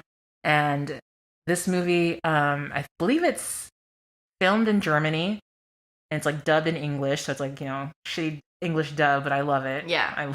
It adds to it for sure. I love how it even starts. Like this one girl getting on the subway, got like this cool like electro hip hop soundtrack in the background, and she keeps seeing this creepy guy with this like silver like mask on, or it's like a half mask, and she's like, you know, kind of creeped out, and she's like trying to get away from this guy, and he finally like runs into her as she's trying to leave the train station and hands her this flyer, and she's like, oh, she's thinking this guy's like after her. He just wants to hand her a movie flyer. And it's supposed to be for a premiere of a movie in this theater later on that evening. So she convinces her friend, who she's meeting up with, to check out the movie. And the friend's like, I don't want to go if it's a horror movie. They don't know what type of movie it is. Right. She's like, come on, it'll be fun. It's free. Mm-hmm. So they get to this theater, and the theater is awesome. I fucking love it. Oh, yeah, that theater is gorgeous. Love it. And they get to the theater, and, you know, there's tons of people there who are also there for the premiere. And there's, like, memorabilia like right out in the front for the movie. And there's like a silver mask, kind of similar to what the guy was wearing earlier, but it's like a full demon mask, and it's like fully silver. And as they're waiting for the movies, other people come in. There's this like I guess he's supposed to be a pimp and 2 sex workers. And one of them, Greta. I love Greta. I have actually a signed picture of Greta from Demons. Hell yeah. Fucking love her. She decides to play around and fuck on and try the mask. Girl. And it cuts her. And after she puts the mask back, they go watch the movie, or go to the theater to begin to watch the movie. And as she's sitting in the theater, she's noticing like there's like where the scratch was, there's like this kind of sensation. So she like goes to the bathroom to kind of check on it. Meanwhile, the 2 young girls who start out in the movie are sitting in the theater watching the movie, and these 2 guys who like kind of notice them are trying to like, you know, mac on them and shit. So they're like kind of all sitting together, and her friend's like, God damn it, this is a scary movie. She's like pissed now. She wants to leave. It's too late. They're there. She's like, come on, just relax. And one of the guys is like, it's okay. I'll protect you. Yeah. And it's just like, okay. So the movie gets underway. The woman who got her face fucking scratched in the beginning is in the bathroom, and we see one of the most amazing demon transformations I've ever seen. Like the makeup, the monster makeup in this movie is so fucking good. So scary. Yes, facts. So gnarly. So wet. So wet. Yeah, I wouldn't come across that. I need a towel. And so she makes a full transformation to this demon. It's great. Her eyes, the nails, the teeth, everything just all transforms. And she manages to like run into her friend and attacks her friend, scratches the shit out of her neck, and then after that you see her friend becomes possessed as well. So it's kind of like a possession by bite or scratch kind of a thing. And it continues, and everyone else is still in the theater watching the movie, and this movie that they're watching is actually depicting what's happening. Right. The movie also has this mask that one of them kind of fuck around with and play and put on. And fucking around with things. Man, leave things alone. So as they're watching this movie where things are spiraling out, the same shit is actually happening in the movie theater. And they finally shortly find out that there's demons in the movie theater. So it's pretty much the whole movie is them trying to escape, and they're trapped. There is no door. The door that they came in is somehow completely concreted over. Yeah, it don't exist. Crazy. They cannot get out of this building with these demons, and more people are getting bit. So there's more demons and shit. I think I just love this movie so much because it takes place in a movie theater. Yeah, it's just visually stunning. It is just so good. Like that is like my ultimate, like, of course, like horror nightmare. Of course, but like it's also like, oh, that'd be awesome. Right? That would be pretty cool, you know? I still have not seen this on the big screen. I do want to watch this in the movie theater at some point. Oh, absolutely. I feel like I have to. But it's just so well done. I love, like I said, love the effects of it. The monster makeup is crazy. The sounds, the sound design for the demons is fucking terrifying. And I just love the fact that they're like watching a movie about the same thing that's happening to them at the exact same time. They don't even know. Don't even fucking know. But yeah, it's a great, great fucking movie. There are sequels. Part 2 is decent. I would say if you really like the first one and you kind of want more, check out part 2. The Church, which is kind of like the unofficial third sequel. Is it really? Yeah, Oh, it was supposed to be, but they kind of didn't switching it up a little right. bit. I loved The Church. I've never seen The Church. The Church was so good. Okay, I'm gonna have to check out The Church. But Demons 2 is pretty good too. And that one has Asia Argento in it. Okay. So yeah, no. That's how you pronounce her name? I always thought Asia. I think I finally like figured it out when like someone like had it in an article interview and they like pronounced actually like spelled it out. Asia. I was like, oh, same thing. Okay. I know. I was saying Asia too. All the time. I'm like, all right, Asia Argento, but Asia. Okay. I like that. And the fact that it's like, you know, this long line of like horror greats. Dario Argento didn't direct this, but he did produce it. Right. So it kind of has his stamp of approval on it. And it's funny, like, I love this movie, which is directed by Lamberto Bava, but I've never seen his father's work, Mario Bava. Right. I've never seen any of his work. So it's not as gory as this was, but it's the perfect 80s horror movie. Like, it just encapsulates that time so perfectly. And it just still looks good, still looks fresh. Like, and I watch this one quite often. Hell yeah. Throughout the year. It's just one of my favorites. So I had to choose this one. Oh, for I'm so glad sure. you did. I feel like a fool for not thinking about it. A fool, I tell you. But I'm glad you chose it. Yes. Because now we get to talk about it. So good. That's a great choice. Yes. Great list. That was a 5 out of 5 list. That was a 5 out of 5 list. I know this was hard. What were I kind of curious what your honorable mentions were. Oh, my honorable mentions. Jennifer's Body. Okay. Cut on me through the trees. That one was for you, Audrey. Jennifer's Body with Kyle Gallner. Kyle Gallner, yes, All he right. does get taken out in that one. He mentions Rocky Horror, so bless you for that. Evil Dead was one of them. Okay. And this another newer movie that came out called Veronica. I know that one. Yeah, it came on Netflix. Veronica. Yeah, I remember watching that one, but I didn't finish it though. It was I loved that they had so much Eloise del Silencio playing throughout it. It was just so good. Yeah. It was just a very solid, spooky, not overly crazy, just a really well done possession movie. I do remember that one. I really liked that one. Yeah. I think that was it. And so Jennifer's Body, I feel like I watched recently, maybe in the last few years, and they really fucked up the advertising on that movie because it was not at all what I thought it was. Like, I was like, oh, this is way more interesting than I thought. Yeah. So I feel bad because that one totally just completely, like, they were trying to market it to boys and stuff. Yeah, which is so not. It's a queer as fuck movie. Right, exactly. This girl's in love with her. What are you talking about? No, and she eats boys. Right. Maybe it was like a forewarning to boys. Don't be shitty. I'll eat you. They're like, it's what's her name? It's Megan Fox. It's Megan Fox. Yeah. Go see it. Yeah. Oh, and she makes out with a girl. You definitely want to see that. But yeah, oh, my tit. Just so good. So good. It's just really, like, what was it? Diablo Cody? Diablo Cody, yeah. Yeah, no, I was really shocked how much I liked it. Yeah, it was super fun one. Okay, that's some good ones. I think I was going to pick Hereditary. Oh, yeah. I do love Hereditary, but I don't know. I was just like, that one's so on the nose. Yeah. Everyone likes Hereditary. You know, it's a great movie. It's absolutely brilliant. I fucking love it. But, yeah, I don't know. I feel like I wanted to kind of do things more like things I grew up with that I really liked and stuff. So, and then I think I had Malignant. Oh, I haven't seen that. Malignant, it's not. This is where I wasn't sure if it was a possession movie. You haven't seen it? I don't want to give it away then. Fair enough. We will come back. It is fucking nuts, but it's cool. I really liked it. Do I need to watch any other movies to watch Malignant? Is it part of a universe? No. Okay. It's a standalone. I was always thinking it was part of the Conjuring or Annabelle universe. It's the same director, I think, of like the first Conjuring, but they're not connected. Got it. Yeah. Okay, cool.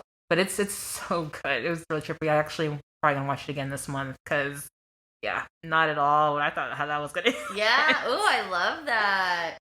But yeah, no, this was hard. This was hard. And I know there's other movies. I'm not even thinking. I was trying to just use my brain. I'm sure if I looked online, Possession, I would find more movies. And I'm like, damn it. Yeah, I know.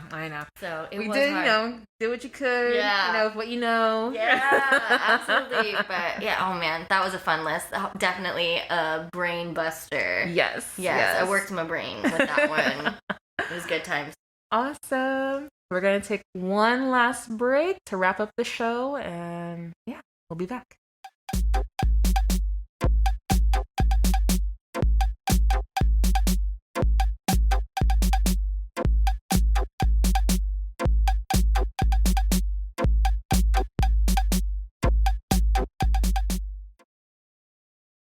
Okay, so we are back, and well, I think that is it for today. That's it. I think we've talked about everything. That's a wrap. That's a wrap. Thank you guys so much for sticking around if you made it to the end of the episode with us. We are just starting in October, so hopefully we'll be able to do some more spooky content for this month. So stay tuned, and we'll see y'all later. Bye. Bye-bye.